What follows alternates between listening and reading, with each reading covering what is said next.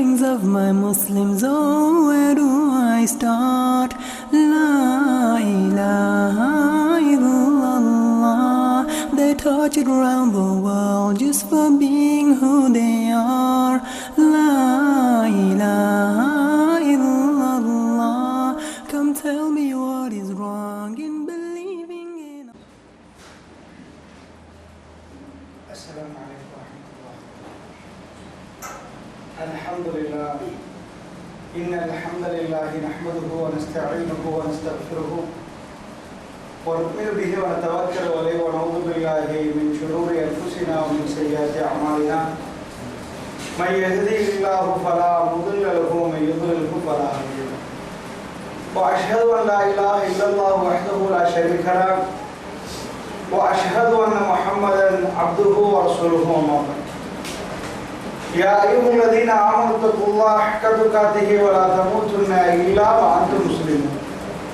يا أيها الناس اتقوا ربكم الذي خلقكم من نفس واحدة وخلق منها زوجها وبث منهما رجالا كثيرا ونساء واتقوا الله الذي تساءلون به والأرحام إن الله كان عليكم رقيبا. يا أيها الذين آمنوا اتقوا الله وقولوا قولا سديدا يصلح لكم أعمالكم ويغفر لكم ذنوبكم ومن يطع الله ورسوله فقد فاز فوزا عظيما. فإن أصدق الحديث كتاب الله وخير الهدي هدي محمد صلى الله عليه وسلم وشر الأمور محدثاتها وكل محدثة بدعة وكل بدعة ضلالة وكل ضلالة في النار. அளவற்ற அல்லாஹ்விடம் நிகரே இல்லாத பேரன்புமிக்கமான எல்லாம் வல்ல அல்லாஹ் ஜல்லஷானஹு தஆலாவை போற்றி புகழ்ந்து நபிகள் நாயகம் ஸல்லல்லாஹு அலைஹி வஸல்லம் அவர்கள் மீது ஸலவாத்தும் ஸலாமும் சொல்லி ஆரம்பம் செய்கின்றேன். அல்லாஹ்வுடைய நல்லடியார்களே, அடையாளமிடப்பட்ட மறுமை என்ற தலைப்பு தெரிவு செய்யப்பட்டிருக்கிறது. உண்மையாக இந்த தலைப்பை பொறுத்தளவில் இஸ்லாம் மிக முக்கியமாக சொல்லக்கூடிய அடிக்கடி ஞாபகப்படுத்தக்கூடிய ஒரு அம்சம் தான் மறுமை. எல்லா செயல்பாடுகளும் மறுமையை தங்கித்தான் அமைந்திருக்கிறது. நபிகள் நாயகம் ஸல்லல்லாஹு அலைஹி வஸல்லம் அவர்கள் தன்னுடைய வாழ்க்கையில் அவருடைய பிரச்சாரங்களை நாம் எடுத்து பார்த்தால் மறுமை முன்னோக்கி காட்டி இதற்காக வாழ்வோம் என்றுதான் அந்த சஹாபாக்களை தயார் செய்திருக்கிறார்கள். இந்த மறுமை சம்பந்தமாக பெருமானார் ஸல்லல்லாஹு அலைஹி வஸல்லம் அவர்கள் அந்த மக்களுக்கு சொல்லுகிற நேரத்தில் ஒரு வித்தியாசமான ஒரு கோணத்தில் மக்கள் மன்றத்திலே முன்வைக்கிறார்கள். அதை தான் இன்றைக்கு உங்களுக்கு மத்தியிலே சொல்லலாம்னு நினைக்கிறேன். அதாவது மறுமை வரும் என்று பெருமானார் ஸல்லல்லாஹு அலைஹி வஸல்லம் அவர்கள் முட்டையாக சொல்லாமல் நான் அடையாளம் சொல்லுகிறேன், இந்த அடையாளத்தை நீங்கள் கவனித்து பாருங்கள், இந்த அடிப்படையில் வந்தால் நிஜமாக மறுமையை நீங்கள் பார்ப்பீர்கள் என்ற அடிப்படையில் பெருமானார் ஸல்லல்லாஹு அலைஹி வஸல்லம் சொல்லி காட்டினாங்க. உதாரணத்துக்கு இந்த பள்ளிவாசலுக்கு நான் வர்றேன். இந்த பள்ளிவாசலுக்கு வருவதற்கு சில அடையாளங்கள் இருக்கு. இப்படி வந்தா இந்த ஃபுட் சிட்டியை தாண்டி இப்படி வந்து இந்த ரோட்டுக்குள்ள வாங்கன்னு சொல்லுவாங்க. இதே மாதிரி மறுமை என்ற பயணத்தை மேற்கொள்கிற நேரத்தில் எந்த மாதிரியான இந்த காலத்தில் இப்படி நடக்குமோ, இந்த காலத்தில் இப்படி நடக்கும் என்று சொல்லி அந்த காலத்தில் அப்படி நடந்தால் நாம் மறுமைக்கான பாதையில் தான் பயணிக்கிறோம் என்பதை உறுதி செய்து கொள்வோம். அந்த காலத்து மக்களுக்கு பெருமானார் ஸல்லல்லாஹு அலைஹி வஸல்லம் அவர்கள் தான் சொன்ன செய்தியை உண்மைப்படுத்துவதற்காக இந்த மாதிரியான சில விஷயங்களை பெருமானார் சொல்லி காட்டினாங்க. மிஹ்ராஜ் பயணம் அந்த மக்கள் ஏற்றுக்கொண்டார்கள். அல்லாஹ்வுடைய தூதர் பேசினால் அவர் நாமசைத்து பேசினால் பொய் பேச மாட்டார், நிஜமாக உண்மையாகத்தான் பேசுவார் என்று மக்கள் நம்பினார்கள். என்றாலும் அல்லாஹ் ரப்பல் ஆலமீன் மிஹ்ராஜுடைய பயண விஷயத்திலே ரெண்டு விஷயங்களை பெருமானார் ஸல்லல்லாஹு அலைஹி வஸல்லம் பரிசா கொடுத்தார். என்னன்னா அந்த விஷயத்தை நம்பாமல் இருப்பார்கள் சிலர்கள். அதற்காக அல்லாஹ்வுடைய தூதர் கஅபா ஆலயத்தில் அந்த வளையம் இருக்குது, ஹிஜ்ர் என்ற வளையம்.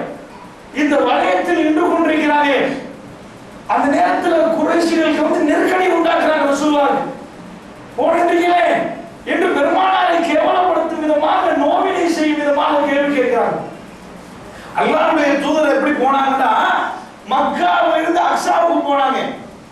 அக்ஸாவிலிருந்து இருந்து அந்த பள்ளிவாசல்ல இருந்து தான் மிஹ்ராஜுக்கு போனாங்க.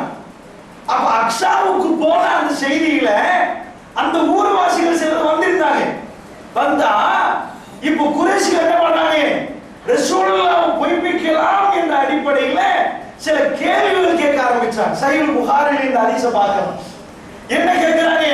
அந்த ஹதீஸ்ல பாதி சஹீஹ் புகாரியில் இருக்குது, வேற மற்ற விஷயங்கள் வேற ஹதீஸ்கள் இருக்குது. இது ஹிஜ்ர் வலயத்தில் பெருமானாரை வைத்துக் கொண்டு ரொம்ப கடுமையான கொஸ்டின் கேட்கிறாங்க. மஸ்ஜிதுல் அக்ஸாவில் எத்தனை ஜன்னல் சொல்லுங்க, எத்தனை கதவு சொல்லுங்க. பெருமானார் ஸல்லல்லாஹு அலைஹி வஸல்லம் நின்று கொண்டே அப்படி இருக்கிறாங்க. அல்லாஹ்வுடைய தூதர் பிறகு சொல்றாங்க, வல்லாஹி வல்லதி நஃப்ஸி பியதி, எவன் கரத்தில் என் ஆன்மா இருக்கிறதோ அவன் மீது ஆணையாக எனக்கு தெரியாது. ஒரு பள்ளிவாசலுக்கு போனால் மஸ்ஜிதுல் ஃபௌசால எத்தனை ஜன்னல் எண்ணுவாங்க. அப்ப எத்தனை ஜன்னல் எத்தனை கதவு என்று கேட்டால் எப்படி சொல்வது? அல்லாஹ் என் கண்ணு முன்னாடி அக்ஸாவை கொண்டு வந்து நிறுத்தினான், கண்ணு முன்னாடி சுத்தினான், நான் பார்த்து கொண்டே பதில் சொன்னேன்.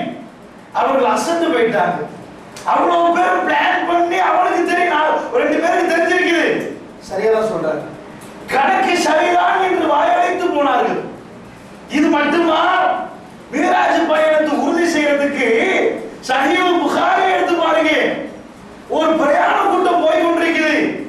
பெருமானார் ஸல்லல்லாஹு அலைஹி வஸல்லம் கடும் வேகமான ஒரு வாகனத்தின் மீது போறார்கள் ஜிப்ரீல் அலைஹிஸ்ஸலாத்தோடு. போற நேரம் இந்த பூமியில சில பகுதிகளை ரசூலுல்லாஹ் காண்றார், அல்லாஹ் காண்பிக்கிறான். அதுல ஒரு பிரயாண கூட்டம் ஒட்டகத்தை காணாம போச்சு, தேடி திரிகிறார்கள்.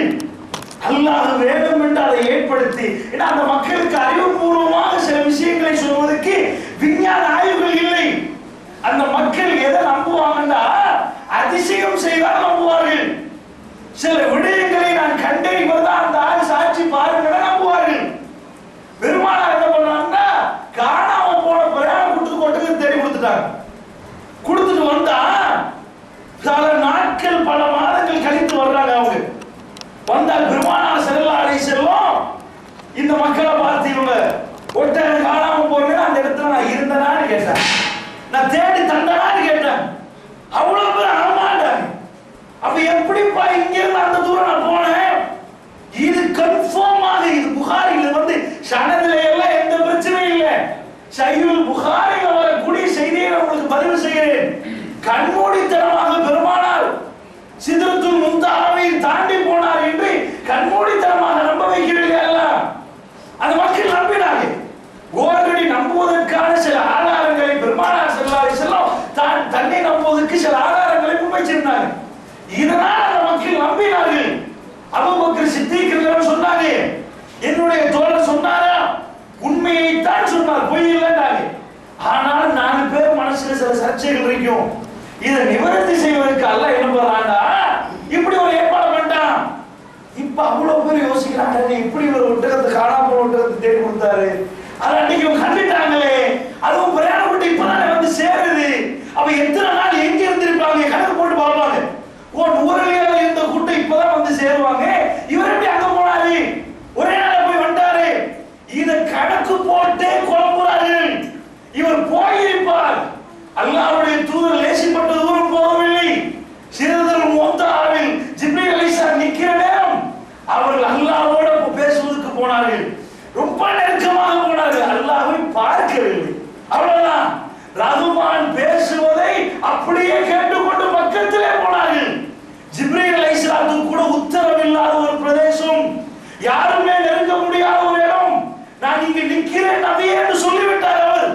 அதையும் தாண்டி பெருமானார் அல்லாஹ்வின் பக்கம் போய் காணாமல் பேசிவிட்டு திரும்பி வந்தார். இந்த செய்தியை சொல்ற நேரத்திலேயும் நபிகள் நாயகம் ஸல்லல்லாஹு அலைஹி வஸல்லம் அவர்களை உண்மைப்படுத்துவதற்கு அல்லாஹ் பல ஆதாரங்களை சேர்த்து கொடுக்கிறான். இப்படி ஒரு காணாமலாக்கி அதை தேடி கொடுத்து இவர் மேல போய் கண்டு அதை எடுத்து கொடுத்து நாளைக்கு ஒரு ரூம்ல இருந்தா ஒரு ஆள் சொன்னு சொல்லலாம். அந்த பிரயாண கூட்டம் ஒரு ஆளா போவாரு, அதான் பட்டாளமா போவாரு. அம்புட்டு பேருக்கு ரசூலுல்லாஹ்வை தெரியும். இவர் எப்படி அவ்வளவு வேகமா போன ரொக்கெட்ல போனாராங்க? அப்ப ஆதாரம் ஏதோ சேர்க்கணும். இதுக்காக அல்லாஹ் என்ன பண்றான்னா நபியை உண்மைப்படுத்துறான். இதே மாதிரி பெருமானார் ஸல்லல்லாஹு அலைஹி வஸல்லம் அவர்கள் மறுமை விஷயத்தை சொல்லுகிற நேரத்தில் அந்த மக்கள் மன்றத்தில் இதை சொல்றதுக்கு ஒரு அடிப்படை அல்லாஹ் வந்து அழகாகத்தான் இந்த மார்க்கத்தை வடிவமைத்திருக்கிறார். எந்த காலத்தில் யார் பிறந்தாலும் அவனுக்கு உரசி பார்க்கலாம். அதனால இவர் சொன்னது உண்மையா, பாலைவனத்தோடு இந்த மார்க்கம் முடியவில்லை, இந்த உலக அழிவனால் வரைக்கும் இந்த மார்க்கத்தை உரசி பார்க்கிறான். நிஜமாக மறுமை வருமா? இந்த நம்பிக்கை மட்டும் ஒழுங்கா வந்தால் இன்றைக்கு முஸ்லிம்கள் ரொம்ப வித்தியாசமாக நடப்பாங்க. நேர்மை, நியாயம், அடக்கம், ஒழுக்கம், சிக்கரி எல்லாத்திலையும் ரொம்ப அற்புதமாக நடப்பாங்க. நம்மில் 90% மக்களுக்கு வாயளவில் தான் நம்பிக்கை. ஓ, மறுமையிலே நிஜமா இருக்கிறதா, மறுமை இருக்கிறானே, ஆனா செயலெல்லாம் நம்பாத மாதிரியே காட்டும். மறுமை இருப்பதாக இவன் நம்பலையேப்பா, உடைய செயல் அப்படி காட்டும்.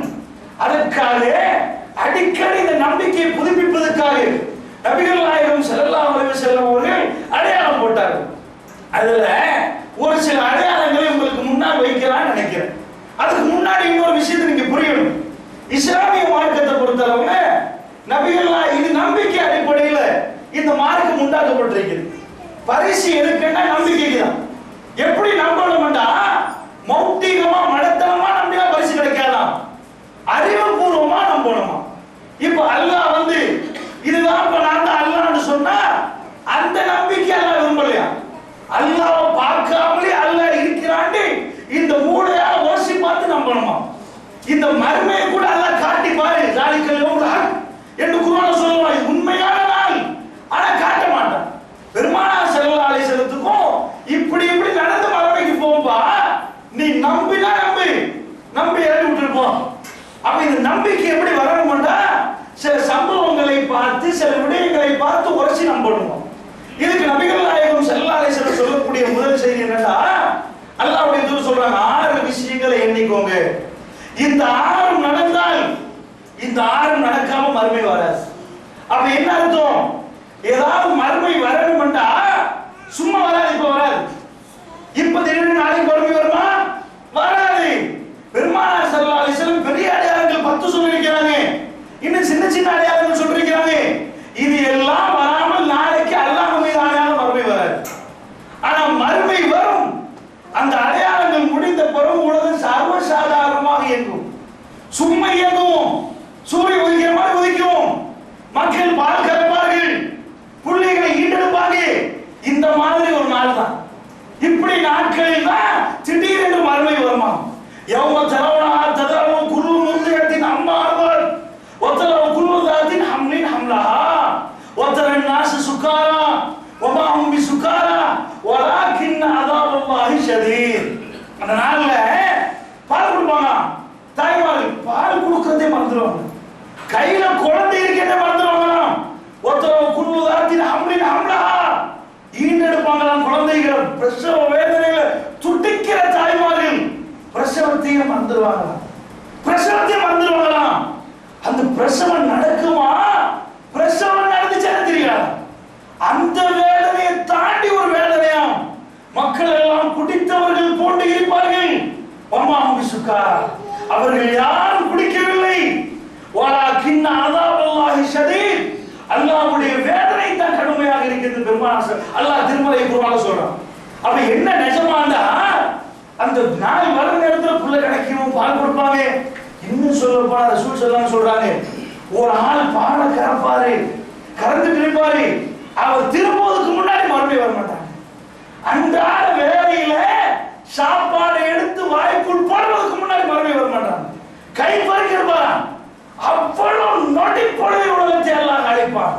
சர்வ சாதாரணமாக மக்கள் எல்லா பெரிய அடையாளத்துக்கு பெறுமோ அப்படி இயங்கிக் கொண்டிருக்கும். திடீரென்று உலகத்தை எல்லாம் அழித்து விடுவான் என்று பெருமானார் ஸல்லல்லாஹு அலைஹி வஸல்லம் சொல்றாங்க. இந்த நாளுக்கு தான் நம்ம போறோம். இதில் அதிபயங்கரமான சில விடயங்கள் நடப்பதாக எல்லா நபிமார்களும் போதித்ததாக பெருமானார் ஸல்லல்லாஹு சொல்றாங்க. ஆதம் அலைஹிஸ்ஸலாத்து வஸலாம் படைக்கப்பட்டதிலிருந்து உலகம் அழிக்கும் வரைக்கும் ஒரு பிரம்மாண்டமான ஒரு மகாபெரும் ஃபித்னாவாக இருந்தால் தஜ்ஜாலுடைய ஃபித்னான்றாங்க. அந்த ஃபித்னாவை பத்தி பெருமானார் ஸல்லல்லாஹு அலைஹி வஸல்லம் வர்ணித்து சொல்றாங்க. அப்ப இதெல்லாம் பெரிய அடையாளங்கள் வரும். சின்ன சின்ன அடையாளங்கள் இருந்து ரசூல் ஆரம்பிக்கிறாங்க. என்ன சொல்றாங்கன்னா, 6 விடயங்களை நான் சொல்றேன். இந்த 6 எண்ணிக்கோங்க. அதில் முதலாவது விஷயம் மாத்தி, நான் மௌத்தான பிறகுதான் அத்தனை நடக்கும் என்றார். இப்ப தஜ்ஜால்லாம் நான் சொல்றேன் இப்ப வர மாட்டான். முதல்ல நான் மாத்தி, நான் மரணித்து விடுவேன். எனக்கு பிறகுதான் இது ஆரம்பம். மறுமை அடையாளங்கள் ஒவ்வொன்று சொல்கிற நேரம் மக்களே என்னுடைய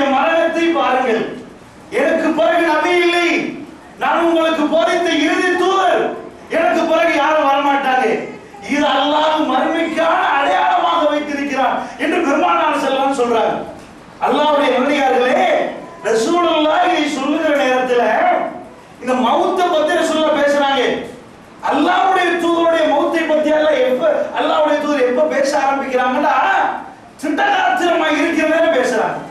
அதுல கூட ஒரு அதிசயத்தை வைத்திருக்கிறான். அல்லாஹ் தன்னுடைய தூதருடைய வாழ்வில ஏராளமான அதிசயம் வச்சிருக்கிறான். இந்த ஒவ்வொரு அதிசயத்தையும் உரசி பார்க்கிற நேரத்துல தான் இவர் இறை தூதர் என்ற நம்பிக்கை நமக்கு ஆழமா வருது. அப்ப அல்லாஹ்வுடைய தூதர் இந்த காலத்துல ஹஜ்ஜுக்கு போகணும்னா ஃபிளைட்ல போயிடுவாங்க. ஆனா இன்றைக்கு பல ஆண்டுகளுக்கு முன்னாடி அப்படி போக இயலாது. ஒரு நிக்கர்லேருந்து ஒரு சகோதரர் ஹஜ்ஜுக்கு போனார். எப்படி போனாரா? அங்கிருந்து சைக்கிள் வரையும் சைக்கிள்ல மிதிச்சு மன்னார் வரைக்கும் போனார். மன்னார்ல இருந்து கப்பல் எடுத்து அப்படி இப்படி போனதாக இன்றைக்கு ஒரு பல ஆண்டுகளுக்கு முன்னாடி, அதாவது இன்றைக்கு ஒரு 50-60 ஆண்டுகளுக்கு முன்னாடி போன கதையை மக்கள் பேசுகிறார்கள். அல்லாஹ்வுடைய நல்லடியார்களே, நபிகள் நாயகம் ஸல்லல்லாஹு அலைஹி வஸல்லம் காலத்துல மதீனால இருந்து மக்காவுக்கு போகணும். சுமார் 400 கிலோமீட்டர் அங்கால போகணும்னா உடல் வலிமை வேணும், திடகாத்திரமா இருக்கணும். நோயாளிகளுக்கு அந்த பயணம் போக இயலாது. இன்றைக்கு மாதிரி சொகுசாக போய் உட்கார்ந்து சொகுசாக போய் வர்ற மாதிரி இல்லை. இவ்வளவு சொகுசாக போய் இன்றைக்கு டைரக்டா மதீனாவுக்கு போய் ஒரு 10 ஹவர் போகும். இங்க இருந்து ஃளைட்ல ஜித்தாக்கும், ஜித்தால இருந்து மதீனாவுக்கு போற நேரம் கடை படைஞ்சிடலாம். ஏர் கண்டிஷன்ல போய் பெருமானார் ஸல்லல்லாஹு அலைஹி வஸல்லம் மக்கால இருந்து மதீனாவுக்கு போவது, மதீனால இருந்து மக்காவுக்கு போறது ரொம்ப திடகாத்திரம் வேணும். அங்க இருந்தே ஆரம்பிச்சுட்டாங்க. மக்களை எல்லாம் சந்திச்சு பேசுற நேரம் 4 மாசத்துக்கு முன்னாடி மரணம் நெருங்குவதற்கு, மரணிப்பார் என்று சொல்லுவதற்கு எந்த ஒரு முகாந்திரம் இல்லாத நேரம், மக்களே அடுத்த ஆண்டு இந்த இடத்தில் என்னை பாதாமி ஆதா, இந்த இடத்தில் அடுத்த ஆண்டு உங்களை நான் சந்திப்பேனோ தெரியாது, என்னுடைய விஷயத்தை நன்றாக கேட்டுக்கொள்ளுங்கள் என்று உரைய ஆரம்பிக்கிறான். மற்ற நாளைக்கு உரைய ஆரம்பிக்கிறதை விட வித்தியாசம் ஆரம்பிக்கிறான். மக்களே கவனமாக கேளுங்கள், அடுத்த ஆண்டு இந்த இடத்திலிருந்து உங்களோடு நான் பேசுவேனோ தெரியாது. அரஃபாவுடைய பேரல் ரசூலுல்லாஹ் தன்னுடைய தான் மரணிக்க போற செய்தி அறிவிக்கிறார். இன்னும் ஏராளமான இடத்தில் ரசூல் ஸல்லல்லாஹு அலைஹி வஸல்லம் சொல்றாங்க. முஆத் இப்னு ஜபல் ரலியல்லாஹு அவர்களே துல்ஹுலைபா போர்டர் வரைக்கும் வந்தாங்க. அன்றைக்கு ஒரு குதிரைக்கு மேல ரசூலுல்லாஹ் கீழே. அல்லாஹ்வுடைய தூதரை பார்த்து, யார சொல்ல நீங்க ஏறுங்க, நான் இறங்கிடுறேன், நான் ஒரு குதிரைக்கு மேல இருக்கிறேன், நீங்க அப்படி நிக்கிறீங்களே யார சொல்லலாம், இல்லை முஆதே நீ மேல ஏறி அப்படின்றாங்க. ரசூலுல்லாஹ் பேசி பேசி கூட்டி போறாங்க. மதீனாவுடைய எல்லை வரைக்கும் வந்தாங்க. நிறைய நல்ல விஷயங்கள் சொல்லிவிட்டு சொல்றாங்க, முஆத் அடுத்த ஆண்டுன்றாங்க. அடுத்த ஆண்டு யோசிச்சு பாருங்க, மதீனாவுல இருந்து ஜுல்ஹுலைஃபா எல்லை வரைக்கும் ஒரு ஆள் நடந்து போறாருன்னா இவர் மௌத்தை பத்தி யோசிக்கவே மாட்டார். நீங்க திடகாத்திரமா இருக்கிற 65 வயசு உள்ளவர் நாளைக்கு மௌத்தாபுரம் சொல்லுவாரா? திடகாத்திரமா இருக்கிறார் அவரு, நடக்க முடியும். தான் குதிரையில கூட போகல, அல்ல எதுக்கோ தெரியல எடுத்து காட்டுறான். குதிரையில போனா கூட வலிமையில்னு சொல்லலாம், ரொம்ப வேதனையோட ரொம்ப வருத்தத்தோட போறான்னு சொல்லலாம். ஒருவரை வழி அனுப்பி வைப்பது அப்படித்தான் ரசூலுல்லாஹ். முதல் பிரச்சாரகர், வெளியூருக்காக அனுப்புற தாய் பெருமானார் ஸல்லல்லாஹு அலைஹி வஸல்லம் தயாரிச்சு அனுப்புறாங்க. நிறைய சொல்லி கொடுக்குறாங்க. அவர் அமைதியா கேட்கிறார். எல்லை வந்த உடனே ரசூலுல்லாஹ் அம்புட்டை சொல்லி கொடுத்து போட்டு சொல்றாங்க, முஆத் அடுத்த ஆண்டு நீ சில வேளை என்னை சந்திக்க மாட்டாங்க. யாரும் சொல்லலாம், என்ன சொல்றீங்க? பெருமானார் திரும்பி விட்டார். அவர் சொல்கிறார், நான் அல்லாஹ்வுடைய தூதரை பார்க்கிறேன், பாலைவனத்தில் நடந்து கொண்டே போகிறார். என்னை விட்டு விட்டு, என்னுடைய வாகனத்தோடு என்னை விட்டு விட்டு அவர் மறையும் வரைக்கும் போனை பார்த்தேன். அதற்கு பிறகு அவரை பார்க்கவில்லை. வல்லாஹி அடுத்த ஆண்டு அவருடைய கபரை தான் நான் பார்த்தேன் என்றார்கள். அல்லாஹ்வுடைய நல்லடியார்களே, நபிகள் பெருமானார் ஸல்லல்லாஹு அலைஹி வஸல்லம் வாழ்க்கையில் ஏன் இப்படியான வார்த்தை அல்லாஹ் வெளியாக்குறான் என்று சொன்னால், அல்லாஹ்வுடைய நல்லடியார்களே அவர் இறை தூதர் தான் என்பதை அங்கு உள்ளவர்கள் அவர்கள் சந்தேகம் இல்லாமல் நம்ப வேண்டும். தன் வாழ்க்கையை இஸ்லாத்துக்காக வேண்டி அர்ப்பணிக்க வேண்டும். தன்னுடைய எல்லா சுத்தங்களையும் அல்லாஹ்வுக்காக வேண்டி அர்ப்பணிக்க வேண்டும். இப்படி ஒருவர் வாழ்வு வர வேண்டுமானால் நபிகள் நாயகம் ஸல்லல்லாஹு அலைஹி வஸல்லம் வாழ்க்கையிலிருந்து அவர் சொன்ன செய்தியை அவர் வாழ்நாளிலே சிலதை பார்க்கணும். அப்பொழுதுதான் மறுமையை அவர் நம்புவார். அதற்காக அவர் உழைப்பார். ரசூலுல்லாஹ் ஏன் அதை அவருக்கு சொன்னார் ரகசியமாக? எல்லாருக்கும் சொல்லவில்லை, சாடமாடையாக மற்றவர்களுக்கு சொல்லியிருப்பார்கள். தெளிவாக சொன்னது தன் மகள் ஃபாத்திமாவுக்கு தான். தன் மகள் ஃபாத்திமாவுக்கு தான் ரசூலுல்லாஹ் ஆயிஷா நாகியை கூட தூர தள்ளி வைத்து விட்டு மகளை மட்டும் கூப்பிட்டு பக்கத்தில் வைத்து சொன்னார்கள். என்றால் சொல்ல வேண்டும் என்பதற்காக சொன்னார்கள். மற்ற எல்லோரும் சாடமாடை தான்.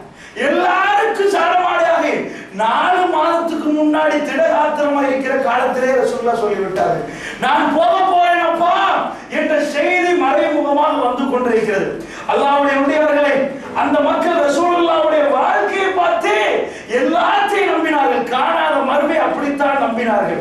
எல்லாத்தையும் ரசூலுல்லாஹ் தன்னை மட்டும் சொல்லவில்லை, இன்னும் நிறைய ஸல்லல்லாஹு அலைஹி வஸல்லம் சொல்லியிருக்கிறார். தலைப்பல்ல, நான் உங்களுக்கு எது காட்டுவது என்றால், அல்லாஹ் அப்படியான சில வார்த்தைகளை ரசூலுல்லாஹ் வாயிலிருந்து வெளியாக்கினான். ஒரு சபையில அமீருல் மூமின் உமர் பின் கத்தாப் உட்கார்ந்து இருக்கிறார்கள்.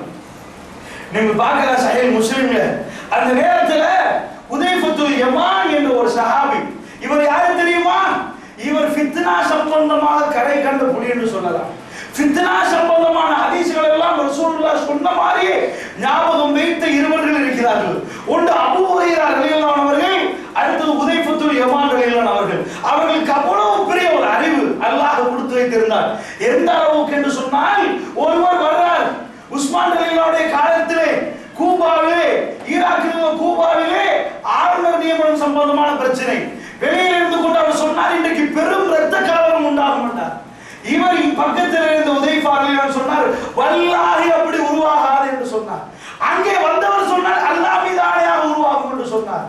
இவர் சொன்னார், நான் ரசூலுல்லாஹ் சொன்னதை கேட்டிருக்கிறேன், உருவாகாது. வந்தவருக்கு கோபம் வந்து விட்டது, நான் வல்லாஹி பண்ணி விட்டேன் அப்பா, உருவாகும் என்று ரசூலுல்லாஹ் சொன்னதாக இருந்தால் நீ முன்னாடியே சொல்ல வேண்டியதுதானே, ஏன் அப்பா லேட்டாக்கி சொல்றாய்? நான் நீ கெட்ட நண்பன் என்றார், சொல்லிவிட்டு போயிட்டார்.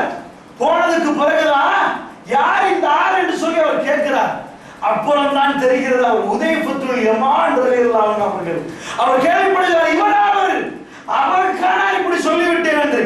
அல்லாஹ்வுடைய நேரடியார்களே, வரலாறு முக்கியத்துவம் மிக்க சஹாபாக்கள். அந்த உதைஃபத்துல் யமான் ரலியல்லாஹு அவர்கள் அந்த மஜ்லிஸிலே அமர்ந்திருக்கிறார். உமர் பின் கத்தாப் ரலியல்லாஹு அன்ஹு கேட்டார், கடல் அலை ஓயாது, அது ஓயாமல் அடித்துக் கொண்டே இருக்கும். ரசூலுல்லாஹ் சொன்னார்கள், ஞாபகம் இருக்கிறதா? கடல் அலை போன்று ஃபித்னா வருமே, அந்த ஃபித்னா சம்பந்தமான ஹதீஸ் ரசூலுல்லாஹ் சொன்ன மாதிரி யாருக்கு ஞாபகம் இருக்குன்னு கேட்டார். ஏன் தெரியுமா? உமர் பின் கத்தாப் ரலியல்லாஹு சபையில் மாற்றி சொல்ல இயலாது, கடுமையாக கோபப்படுவார். தாருக்கு தைரியம் இருக்கிறது, அப்படி அவர் கேட்டதை கேட்ட மாதிரி சொல்ல வேண்டும், அப்படியே சொல்லுகிறார். ரசூலுல்லாஹ்வுடைய சபையில் இதை கேட்ட மாதிரியே சொல்ல யாருக்கு முடியும்? உதைஃபத்துல் யமான் அமீருல் மூமின் அவர்களே, நான் சொல்லுகிறேன் என்று சொன்னார். அப்படியா? அவர் சொல்ல ஆரம்பித்தார், ஃபித்னா உங்களுடைய புள்ள குட்டிகள் வரலாம், உங்கள் மனைவிமார்கள் விஷயத்தில் ஃபித்னா வரலாம், அண்டை வீட்டார் விஷயத்திலே ஃபித்னா வரும். அப்படின்னா என்ன? அதிகமாக நேசம் கூடி மனைவிமார்கள் விஷயத்தில் ஃபித்னா, சொத்து செல்வங்களில் அதிகமாக உப்பு வந்து அங்கே ஃபித்னா வரும். இப்படியான ஃபித்னா வருகிற நேரத்தில் தர்மம் செய்யுங்கள், தொழுவுங்கள், இதுதான் அதுக்கு பரிகாரம் என்று ரசூலுல்லாஹ் சொன்னார் என்று அவர் சொல்ல ஆரம்பித்தார். உடனே உமர் ரலியல்லாஹு சொன்னார், நான் அந்த ஃபித்னாவை கேட்கவில்லை, நான் அந்த ஃபித்னாவை கேட்கவில்லை. ரசூலுல்லாஹ் சொன்னார்களே, ஃபித்னா கடல், அந்த கடல் எப்படி அலை அடிக்குமோ அந்த அலை அடிப்பது போன்று வருகிற ஃபித்னாவை கேட்டேன் என்று அவர் சொன்ன உடனே, அந்த ஃபித்னாக்குரியவா ஏன் அமீருல் மூமின் அதை கேட்கிறீர்கள், அதுக்கும் உங்களுக்கும் சம்பந்தம் இல்லையே என்றார் அவர். உதைஃபத்துல் யமான் ரலியல்லாஹு அன்ஹு சொன்னார், அதுக்கும் உங்களுக்கும் சம்பந்தம் இல்லையே, நீங்கள் ஏன், நீங்கள் தானே கதவு அப்படி என்றார், நீங்கள் தானே கதவு, பாவத்துக்குரிய கதவு. அவர் கேட்டார், என்ன சொன்னார்? உமர் ரலியல்லாஹு அன்ஹு கேட்டார், அந்த கதவு திறக்கப்படுமா உடைக்கப்படுமா உதைஃபான்னு கேட்டார். அமீருல் மூமின் அந்த கதவு உடைக்கப்படும் என்று சொன்னார். உடனே அப்படியா என்று சொல்லிவிட்டு அவர் உமர் ரலியல்லாஹு அன்ஹு சொன்னார், அது உடைத்ததற்கு பிறகு மறுபடியும் பூட்டப்படுமா? இல்லை, திறந்துவிடும், அது திறந்துதான் இருக்க வேண்டும் என்று கதையை முடித்தார். பக்கத்தில் உள்ளவர்கள் எல்லாம் அவர்களிடம் போய் கேட்டார்கள். உதைஃபத்துல் யமான் ரலியல்லாஹு அன்ஹு அவர்கள், அவருக்கு மிக பிரம்மாண்டமான ரகசியங்கள் தெரியும், இந்த உம்மத்தில் என்ன நடக்க போகுது என்று ரசூலுல்லாஹ் சில விஷயங்களை அறிவித்து கொடுத்திருந்தார். அல்லாஹ் அவர் கேட்டார்கள், மக்கள் போய், என்னப்பா உமர் ரலியல்லாஹு அன்ஹு நீங்கள் சொன்னீர்களே கதவு என்று, கதவு உடைக்கப்படும் என்றீர்களே, உமருக்கு தெரியுமா அந்த கதவு உடைக்கப்படும் என்று? அந்த கதவு என்ன, அந்த கதவு என்னப்பா, அது அவருக்கு தெரியுமா? அவர் மௌனமாக விட்டாரே, என்னன்னு கேட்டார்கள். அவர் சொன்னார், எப்படி அப்பா இரவு, பகலுக்கு முன்னாடி ஒரு இரவு இருப்பது எப்படி எல்லோருக்கும் தெரியுமோ, எப்படி தெரியுமோ கேட்பதற்கு அவர்கள் தயங்கி விட்டார்கள். ஒருவரை அனுப்பினார் ஹுதைஃபத்துல் யமான் பக்கத்திலே. அனுப்பிவிட்டு எல்லாரும் அந்த கதவு யார் அப்பா என்று கேட்பதற்கு அனுப்பினார்கள். எல்லாரும் கேட்க தயங்கி விட்டார்கள். கோபப்படுவாரா என்று ரகசியமோ என்னமோ தெரியவில்லை, மறைமுகமாக பேசிக் கொண்டார்கள் என்று ஒருவரை அனுப்பி அந்த கதவு யார்? ஹுதைஃபத்துல் யமான் ரலியல்லாஹு சொன்னார், உமர் பின் கத்தாப் என்றார். அவர் கேட்டார், தெரியுமா அவருக்கு? அது அவருக்கு நன்றாக தெரியும் என்றார். அல்லாஹ்வுடைய நல்லடியார்களே, ரசூலுல்லாஹ் இன்றைக்கோ சபையில் சொல்லிவிட்டார், உமர் உங்களை கொலை செய்வார்கள். சகோதரர்களே, வாழ்நாளிலே வீரமான ஒரு தளபதி, வீரமான ஒருவர் அபூபக்கர் சித்திக் அவர்களை கொலை செய்யவில்லை, ரசூலுல்லாஹை கொலை செய்யவில்லை. ஆனால் உமர் பின் கத்தாபை ரசூலுல்லாஹ் பார்த்து சொன்னார், உங்களை கொலை செய்வார்கள் என்று. அன்புக்குரியவர்களே, நான் ஏன் இதை சொல்லுகிறேன் தெரியுமா? ரசூலுல்லாஹ் அந்த மக்களுக்கு தான் இறை தூதர் என்று நிரூபிப்பதற்கு அல்லாஹ் நிறைய அடையாளங்களை கொடுத்திருந்தான். இதை வைத்து தான் மறுமையை பற்றி பேசினார்கள் சகோதரர்களே. அதனால தான் உயிர் கொடுக்க வேண்டும் யா ரசூலல்லாஹ், உயிர் கொடுக்க வேண்டும் அல்லாஹ்வுக்காக. அல்லாஹ் என்னை மன்னிப்பானா என்று கண் கலங்கி அழுது கொண்டு ஓடி ஓடி வந்து கேட்டார்கள். அல்லாஹ்வுடைய நல்லடியார்களே, அதற்காக உங்களுக்கு சொல்லுகிறேன், ஒருவர் இருந்தால் இதையும் நீங்கள் சஹீஹ் முஸ்லிம்ல புகாரியில் எல்லாம் பார்க்கலாம் சகோதரர்களே. என்ன ரெண்டு கூட்டம் காஃபிர்களில் போராடுகிறார்கள் சில கூட்டம், முஸ்லிம் அணியில் வேகமாக போராடுகிறார்கள் சில கூட்டம். சகோதரர்களே, அதிலே ஒருவர் அணியிலிருந்து கலண்டி காஃபிர்களை விரட்டி கொண்டு போறார். வித்தியாசமாக தெரிகிறது. எல்லோரும் ஒரு ரோட்டில் ஓடுற நேரம் இன்னொருவர் மட்டும் வேற ரோட்ல ஓடினா அது வித்தியாசமாக புரியும் சகோதரர்களே. இத மாதிரி வித்தியாசமாக தெரிகிறது. சஹாபாக்கள் சொன்னார்கள், என்ன வீரம் அப்பா, எல்லாரும் ஒரு புறத்தில் போறார்கள், இவர் மட்டும் காஃபிர்களை விரட்டி கொண்டு போறாரு. ரசூலுல்லாஹ் சொன்னார்கள், யார் அவரா? அவர் நரகவாசி அப்பாண்டார்கள். ஒரு தோழர் என்ன செய்து விட்டார் தெரியுமா? அவர் சொன்னார், அவர் ஓடும் பொழுது நான் ஓடினேன், அவர் நிற்கும் பொழுது நான் நின்றேன், பின்னாடியே போய் கொண்டிருந்தேன். அவர் வீரமாக வெட்டி கொண்டே போய் அவர் காயமாகி வருத்தம் தாங்க முடியாமல் கத்தியை குத்தினார். கத்தியை எடுத்து பூமியிலே குத்தி தன் மார்பை கொண்டு போய் அமர்த்தினார். அவர் மௌத்தாகி விட்டார். நான் ஓடி வந்த ரசூலுல்லாஹ்விடம் சொன்னேன், அஷ்ஹது அல்லா இலாஹா இல்லல்லாஹ் வஹ்தஹு லா ஷரீக லஹ் வ அஷ்ஹது அன்ன முஹம்மதன் அப்துஹு வ ரசூலுஹு. நீங்கள் உண்மையான இறை தூதர் தான் யா ரசூலுல்லாஹ், நான் கண்களால் பார்த்தேன், நீங்கள் நரகவாசி என்று சொன்னீர்களே, தற்கொலை நிரந்தர நரகம், அவர் தற்கொலை பண்ணி கொண்டார் யா ரசூலுல்லாஹ் என்று சொன்னார். அல்லாஹ்வுடைய நல்லடியார்களே, ரசூலுல்லாஹ் ஏன் பேசினார்கள்? அல்லாஹ்வுடைய நல்லடியார் ஒருவரை நரகவாசி ஆக்குவதற்கா? தான் பேசியது உண்மை என்று அந்த மக்கள் நம்ப வேண்டும் சகோதரர்களே. காணாத ஒரு மர்மையை பற்றி நாங்கள் எல்லாம் இங்கே உட்கார்ந்து பேசுறோம். அந்த பேசுற பேச்சு உண்மை என்று நானும் நீங்களும் நம்ப வேண்டும் சகோதரர்களே. இல்லாம நம்பாட்டி தஜ்ஜாலை பத்தி 1000 கதை சொன்னாலும், யஜூஜ் மஜூஜை பத்தி உங்களுக்கு சொன்னாலும், இல்லையப்பா 40 நாட்களில் ஒரு நாள் ஒரு வருஷத்தை போன்று என்று சொன்னால் நீங்கள் எப்படி நம்புவீர்கள்? இந்த நம்பிக்கை வர வேண்டும் என்பதற்காக நபிகள் நாயகம் ஸல்லல்லாஹு அலைஹி வஸல்லம் தான் வாழ்க்கையிலே நிறைய சொன்னார்கள். அந்த மக்கள் நிறைய கண்டார்கள். இவைகளை கண்டு அந்த மக்கள் நம்பினார்கள். ரசூலுல்லாஹ் அதனோடு நிப்பாட்டவில்லை. பிறகு பாரவர்களுக்கு அடையாளம் போட்டார்கள். பிறகு வாரவர்களுக்கு சஹாபாக்களோடு நிப்பாட்டவில்லை சகோதரர்களே. பிறகு வாரவர்களுக்கும் அடையாளம் போட்டார்கள். அந்த மக்கள் இதையெல்லாம் கண்டு உறுதியாக நம்புகிறார் என்பதற்கு அந்த ஷஹாதத், மறுபடி சொன்ன ஷஹாதத் ஆதாரம்.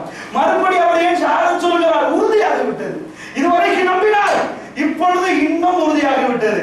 சகோதரர்களை, அடையாளம் ஏன் போடணும் தெரியுமா? இப்ராஹிம் நபிக்கே மனசஞ்சலம் வருகிறது. நீங்கள் குர்ஆனிலே சூரத்துல் பக்ரா 2வது அத்தியாயம் 261வது வசனத்தை பற்றி பாருங்க. என்ன சொன்னார்?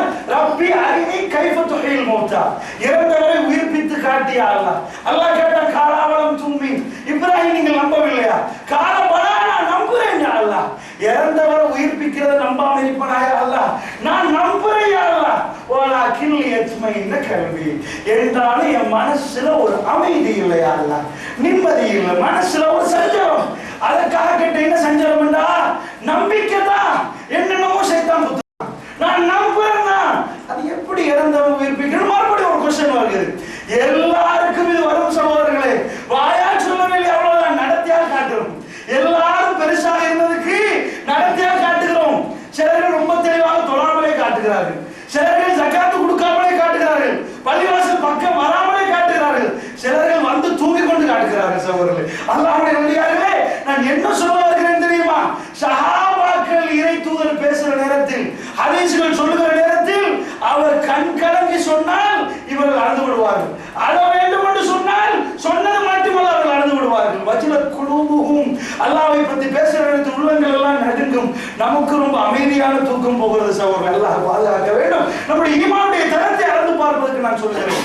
அல்லாஹ்வுடைய உறுதியாகவே சிந்தித்து பாருங்கள். நபிகள் நாயகம் ஸல்லல்லாஹு அலைஹி வஸல்லம் அடையாளம் போறார்கள் மாத்தி என்று சொன்னார்களா, நான் மரணிப்பேன் என்றார்கள். அதனோடு அந்த மக்களோட ரசூல் ஸல்லல்லாஹு அலைஹி வஸல்லம் அடையாளத்தை விரிக்கிறார்கள். எப்படி அல்லாஹ் போறான் தெரியுமா? 500 ஆண்டுகளுக்கு பிறகு நடப்பது, 1000 ஆண்டுகளுக்கு பிறகு நடப்பது, 1400 ஆண்டுகளுக்கு பிறகு நடப்பது. அடையாளங்கள் எல்லாம் ஆண்டாண்டாக அல்லாஹ் பிரிக்கிறான் சகோதரர்களே. மெப்பை கீத்துறான் அல்லாஹ். மறுமை வரைக்கும் ரசூலுல்லாஹ் அடையாளம் போட்டார்கள். என்னால் முடியுமான அடையாளங்களை உங்களுக்கு சொல்கிறேன். நபிகள் நாயகம் ஸல்லல்லாஹு அலைஹி வஸல்லம் கை நீட்டுறார்கள். கிழக்கு மேற்கு பகுதிக்கு கை நீட்டுறார்கள் ரசூலுல்லாஹ். ஹிஜாஸை நோக்கி கை நீட்டுறார்கள் ரசூலுல்லாஹ். சொன்னார்கள், இந்த ஹிஜாஸிலே ஒரு நெருப்பு எடுக்கும் என்று சொன்னார்கள். ஒரு நெருப்பு எடுக்கும் என்று சொன்னார்கள். இது பஸ்ராவிலே உள்ள, ஷாமிலே உள்ள பஸ்ராவிலே ஒட்டகங்களுடைய களத்தில் போட்ட சங்கிலியில் இந்த ஜுவால் தெரியும் என்றார்கள். சஹீஹுல் புகாரியில் இந்த ஹதீஸை பார்க்கலாம் சகோதரர்களே. என்ன சொன்னார்கள்? மக்களே, இந்த நெருப்பு எடுக்காத வரை மறுமை வராது என்று சொன்னார்கள். நீங்கள் அந்த ஹிஜாஸிலே நெருப்பு வரும் வரைக்கும் மறுமை வராது என்று அடித்து சொன்னார். இது அடையாளம் சகோதரர்கள். மாவனல்லைக்கு வருவதற்கு இப்படி இப்படி போகணும் என்று சொல்லுவது போன்று மறுமைக்கு ஹிஜாஸுடைய நெருப்பு கவனமாக பாருங்கள். ஹிஜாஸிலே நெருப்பு வந்தால் அது மறுமைக்குரிய ரூட் சரிதான் என்று அர்த்தம். ரசூலுல்லாஹ் மௌத்தாவி 100 ஆண்டுகள் இல்லை, 200 ஆண்டுகள் இல்லை, 300 ஆண்டுகள் இல்லை, 400, 500, 600, 617வது ஹிஜ்ரி சகோதரர்களே. 2 பூமி குலுக்கும் மதீனாவை நடுங்கி விட்டது சகோதரர்களே. மக்கள் எல்லாம் அழுது கொண்டு பள்ளிவாசலுக்கு வந்து விட்டார்கள். என்ன கடுமையான ஒரு நெருப்பு சகோதரர்களே. திடீரென்று 2 பூமி குலுக்கத்துக்கு பிறகு ஹிஜாஸ் முழுக்க எரிகிறது சகோதரர்களே. அந்த நெருப்பு மேலே, புகை மண்டலம் மேலே போகிறது. ரசூலுல்லாஹ் என்ன சொன்னார்கள் சகோதரர்களே?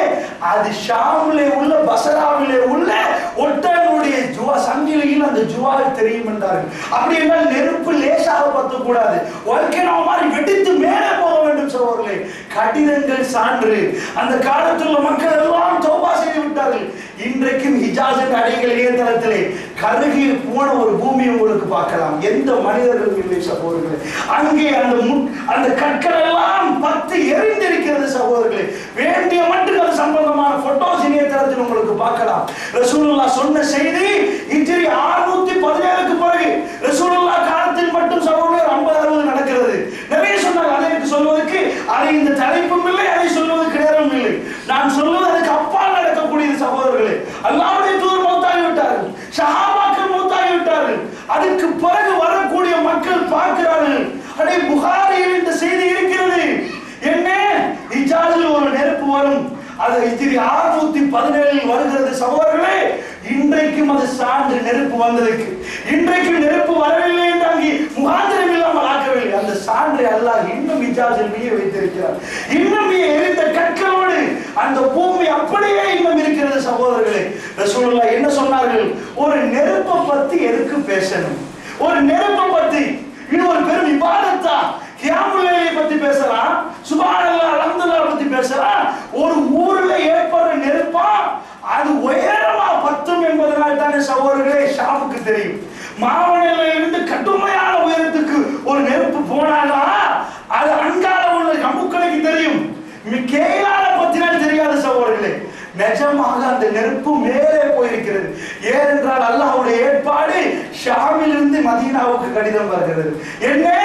அவர்கள் அந்த நெருப்பு சம்பந்தமான கடிதங்கள், வரலாறு சான்றுகள் என்று ஏராளமாக பதிவுகள் இருக்கிறது. அல்லாஹ்வுடைய நடிகார்கள், நான் ஏன் உங்களுக்கு இதை சொல்லுகிறேன் என்று சொன்னால், நபிகள் நாயகம் ஸல்லல்லாஹு அலைஹி வஸல்லம் என்ன சொன்னார்கள்? இந்த ஹிஜாஸில் நெருப்பு வரும் வரைக்கும் மறுமை வராது என்றார்கள். ஒரு அடையாளம். அடுத்ததாக நபிகள் நாயகம் ஸல்லல்லாஹு அலைஹி வஸல்லம் அவர்கள் அடுத்த அடையாளத்தை விரித்தார்கள். மேற்கு ஆசியாவில் உள்ள யூப்ரட்டிஸ் நதி சகோதரர்களே, உலக வரலாறு ஆரம்பத்திலிருந்து படிப்பார்கள். மெசபொத்தேமியான சிவிலைசேஷன் என்று படிப்பார்கள். பிள்ளைகளுடைய ஆரம்ப வரலாறு அதுதான். அதிலிருந்து தொடங்குறது தான் இந்த யூப்ரட்டிஸ் நதி.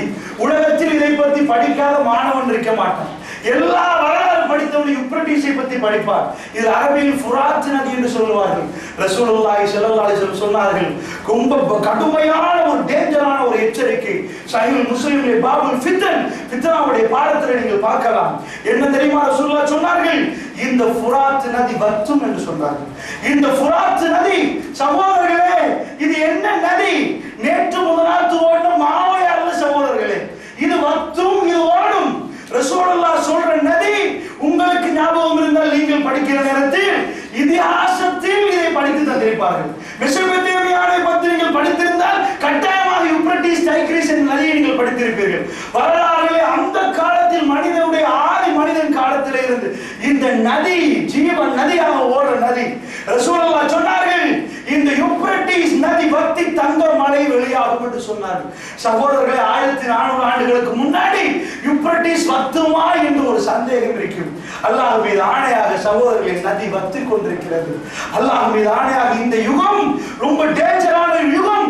இன்றைக்கு போய் இணையதளத்தில் எடுத்து பாருங்கள். நான் கடைசியான அப்டேட்டை சொல்கிறேன் சகோதரர்களே. இன்றைக்கு என்ன? யூப்ரட்டிஸ் நதி வத்தி கீழ் இருந்து ஒரு பில்டிங், அந்த காலத்து கட்டிடங்கள் வெளியாகிறது சகோதரர்களே. யூப்ரட்டிஸ் நதி, அல்லாஹ் அக்பர், என்ன வரப்போகிறது என்று தெரியாது. யூப்ரட்டிஸ் நதி கரை ஓரமாக பிரம்மாண்டமான ப்ராஜெக்ட் அத்தாதுர்க் ப்ராஜெக்ட் யூப்ரட்டிஸை தோன்றார்கள். 2019 அத்தாதுர்க் ப்ராஜெக்ட் முடியும் சகோதரர்களே.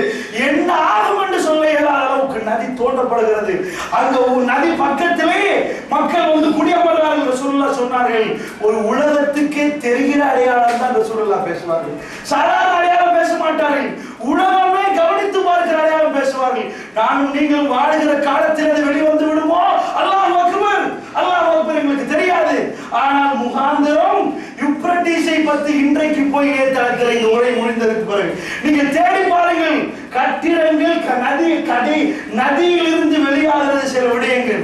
என்ன என்று தேடிக்கொண்டிருக்கிறார்கள் சகோதரர்களே. தங்கம் வெளியாகுமா? தங்கம் அல்ல, தங்கம் மலை. இன்னைக்கு உள்ள பேப்பரை படித்தால் உங்களுக்கு வழங்கும். கரணி ஆற்றிலே லங்காதீபிலே போட்டிருக்கிறார்கள். இதுக்கு முன்னாடி பூகுள பகுதியில் கரணி ஆறு ஓடுற நேரம் தங்கம் வெளியாச்சு.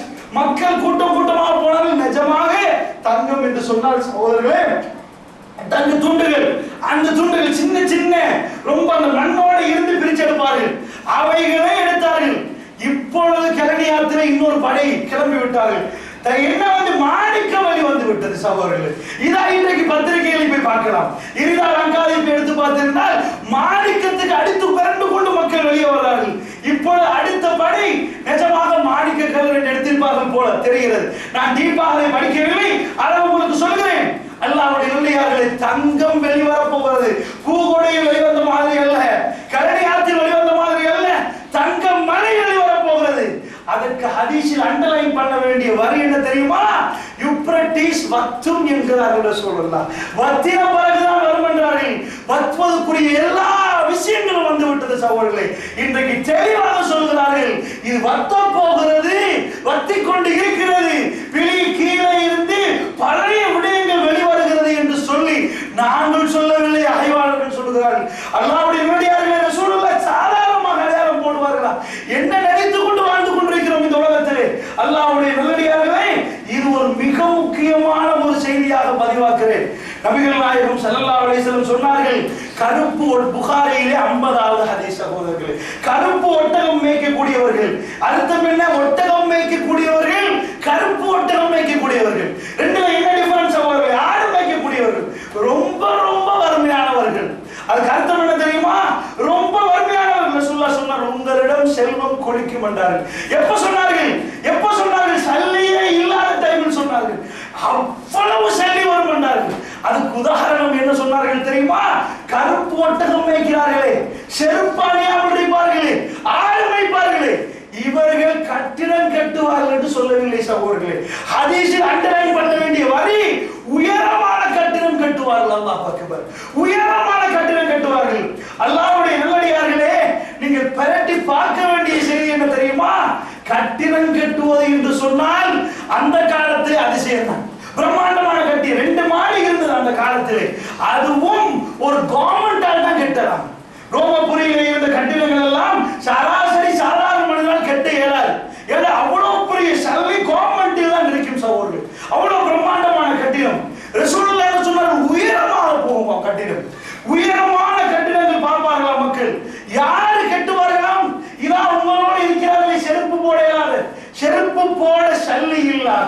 இந்த ஆடு மேய்க்கக்கூடிய ஏழையர்கள் கட்டுவார்கள். சல்லி அவ்வளவு கொழியும். இன்றைக்கு சகோதரர்களை ஜஸீரத்துல் அரபை பார்த்து சொன்னது இது.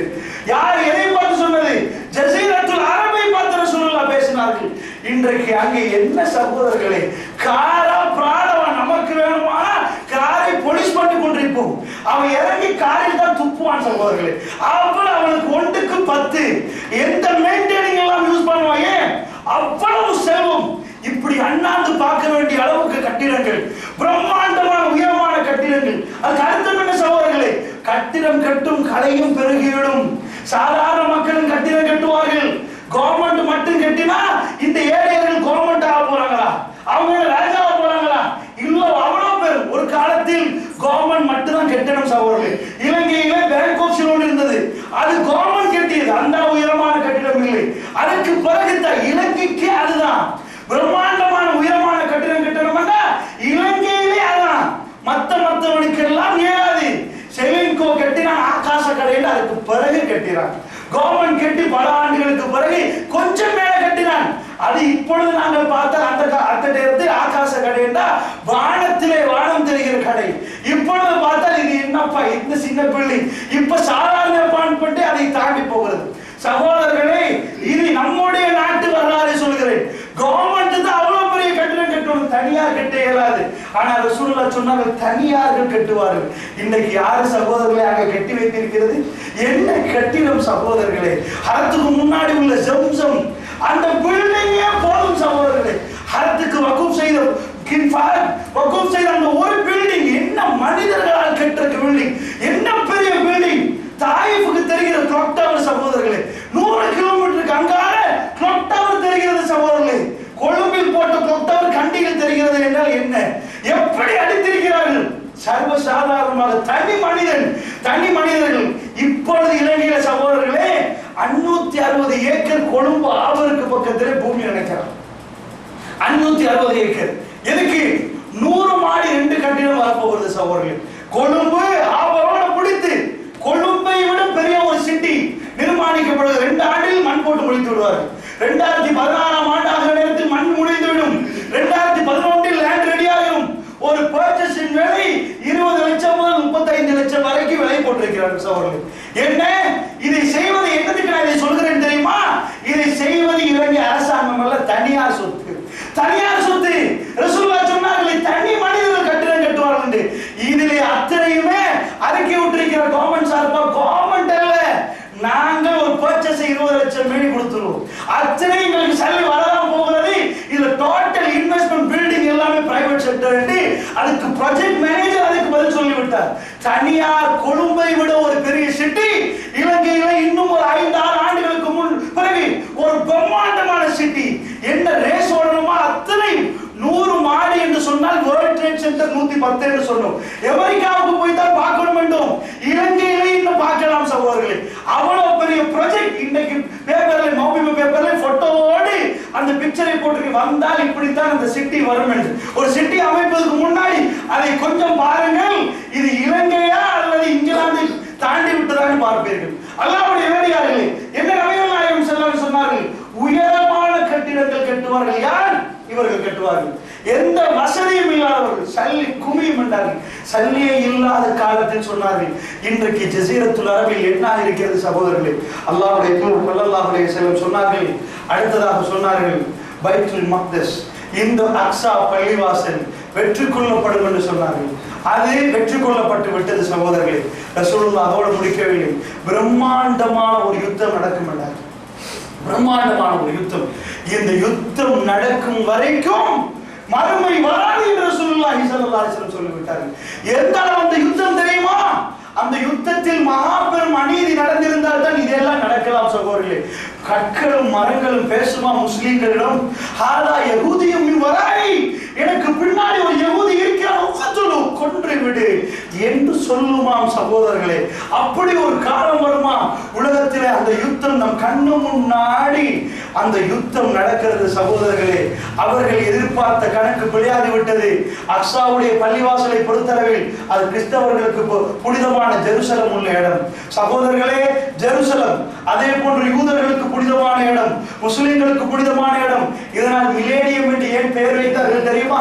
அவர்கள் பாஷையிலே கிங் ஆஃப் பீஸ், மலிக்குஸ் சலாம். தஜ்ஜாலுக்கு அவர்கள் வைத்த பெயர் மலிக்குஸ் சலாம். அவர்கள் எதிர்பார்த்த ஆண்டு 2000 மிலேனியத்தில் எதிர்பார்த்தார்கள். டோட்டல் வீடியோ லைவ் டெலிகாஸ்ட் பண்ண ரெடியாகி கொண்டிருந்தார்கள். அவர்களுடைய வேத புத்தகங்கள் அவருடைய கணிப்பின் பிரகாரம் 2000 ஆண்டு மிலேனியம் என்று தஜ்ஜால் வரக்கூடிய ஆண்டு. மலிக்குஸ் சலாத்தை எதிர்பார்த்து கொண்டு உலகத்தில் பிரம்மாண்டமான போராட்டத்துக்கு தயாராகி கொண்டிருந்தார்கள் சகோதரர்கள். அவருடைய கணக்கு தாண்டி 2013 ஆகிவிட்டது, 14 ஆகிவிட்டது. அல்லாஹ்வுடைய நல்லடியார்களே, அவர்கள் எதிர்பார்த்த மலிக்குஸ் சலாம் வரவில்லை. ஆனால் நாங்கள் சொல்கிறோம், லூத் என்ற பிரதேசம் அதுக்கு அருகிலே உள்ள அங்கேதான் ஈசா நபி தஜ்ஜாலை கொல்லுவார், தஜ்ஜாலை கொல்லுவார். அந்த தஜ்ஜால் தான் இந்த உலகத்தில் படு பயங்கரமான ஃபித்னாக்காரர். அவர்கள் எதிர்பார்ப்பதும் நாங்கள் எதிர்பார்ப்பதும் நெருங்கிக் கொண்டிருக்கிறது. ரசூலுல்லாஹ் சொன்னார்கள், கான்ஸ்டான்டினோப்பிள் வெற்றி கொள்ளப்படும் என்று சொன்னார்கள்.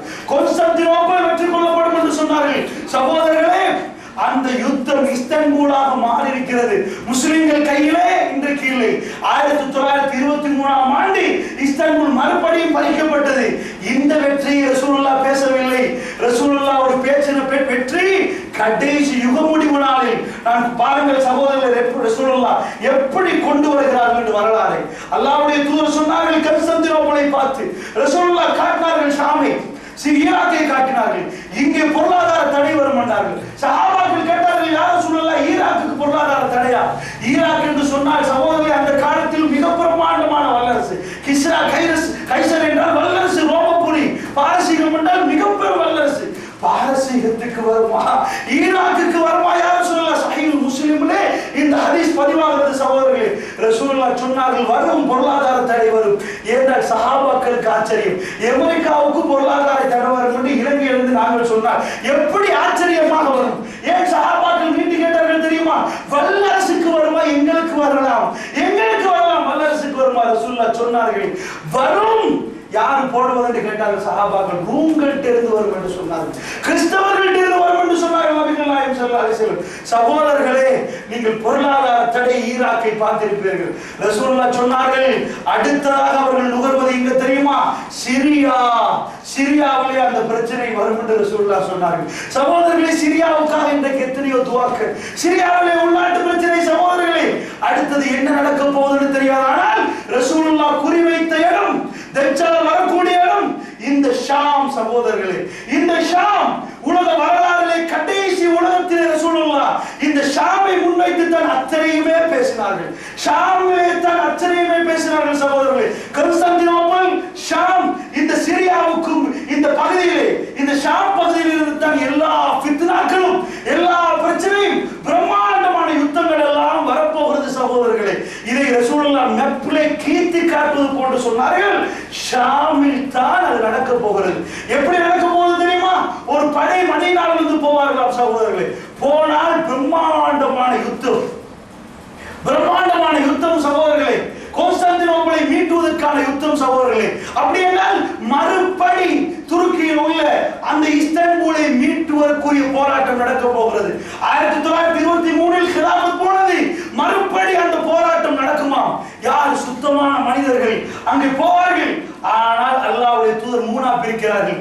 மூன்றில் ஒரு சாரார் ஓடி விடுவார்கள், ஓடி விடுவார்கள். கடுமையான யுத்தம், கடும் பலம் வாய்ந்த கூட்டம், அவர்கள் ஓடுவார்கள். அல்லாஹ் அவர்களை தூரமாக்கி விடுவார் ரசூலுல்லாஹ். அடுத்த கூட்டம் அவர்கள் கொலை செய்யப்படுவார்கள். ரசூலுல்லாஹ் சொன்னார்கள், அவர்கள் அவ்வளவு பெரிய கூட்டம் கொலை செய்யப்படுவார்கள். அல்லாஹ் அவர்களை அருள் புரிவான் என்றார்கள். அந்த கடைசி மூன்றில் ஒரு கூட்டம் அவர்கள் வெட்டி வீழ்த்தி கான்ஸ்டான்டினோப்பிளை பிடிப்பார்கள். அதற்கு பிறகு அவர் வாழ்க்கையில் எந்த சோதனையும் இல்லாமல் ஆக்கி விடுவார். அல்லாஹ் அக்பர். இதுக்கு பிறகு எந்த சோதனையும் இல்லை. அவர்களுக்கு கொடுக்கிற தியார், அவர்கள் கொடுக்கிற கிஃப்ட், அது உனக்கு சோதனை இல்லை என்று ஆக்குவார்.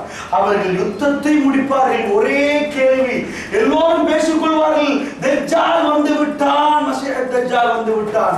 ஓடுவார்கள் வீடுகளுக்கு, அவன் தஜ்ஜாலை பார்ப்பதற்காக ஓடுவார்கள். எங்கே அவன் என்று தேடுவதற்கு ஓடுவார்கள். சகோதரர்களே, அவர்கள் அப்படியே போய் தஜ்ஜால் வந்து விட்டார் என்று சொல்லி தேடி பார்த்தால் பொய் செய்தி. அவர்கள் திரும்பி வருவார்கள் ஷாமுக்கு. சகோதரர்களை, புனிதமான ஒரு நாள் அவர்களை அல்லாஹ் சந்திக்க வைக்கிறான். யார் சகோதரர்களே? ஈசா இப்னு மரியம். ஈசா அலைஹிஸ்ஸலாத்து வஸலாம் வரக்கூடிய நாள். உலகத்திலே தஜ்ஜால் வரப்போகிறான். இப்ப வந்து விட்டார் என்று செய்தி போய், ஆனால் இப்போது வருகிறான் சகோதரர்களே. இவர் போவார். இவர்கள் இந்த கூட்டம் போகிற நேரத்திலே வெள்ள மினாரா, பஸ்ராவிலே கொஞ்சம் அங்கால், ஷாமிலே வெள்ள மினாரா எல்லாமே அங்கேதான் சகோதரர்களே. தஜ்ஜால் வெளியேறின இடம் சிரியாவிலே பக்கத்திலே, ஷாமிலே தான் அதுவும் இருக்கிறது. அந்த இடத்தில் ஈராக்குக்கும் சிரியாவுக்கும் நடுவில் தான் தஜ்ஜால் வெளியேறுவான் என்றார்கள் ரசூலுல்லாஹி ஸல்லல்லாஹு அலைஹி வஸல்லம். இஸ்ஃபஹான், ஈரானில் உள்ள இஸ்ஃபஹானில் 70,000 யகூதிகள் தஜ்ஜாலை பின்தொடருவார்கள். இணையதளத்திலே போய் இஸ்ஃபஹானை பற்றி அறியுங்கள் சகோதரர்களே. அஹ்மது நஜாத் சுன்னிகளை கொண்டிருக்கிறார், முஸ்லிம்களை கொள்கிறான். ஷியா தலைவன் அஹ்மது நஜாத் இஸ்ஃபஹானிலே யகூதிகளோடு ரவுண்ட் டேபிளில் உட்கார்ந்து ஈரானுக்குள்ள உள்ள ஒரு பிரதேசம் இஸ்ஃபஹான். ரவுண்ட் டேபிளில் உட்கார்ந்து இஸ்ஃபஹானில் யகூதிகளோடு கை கொடுத்து கொண்டு சுவாரஸ்யமாக பேசுகிறார்.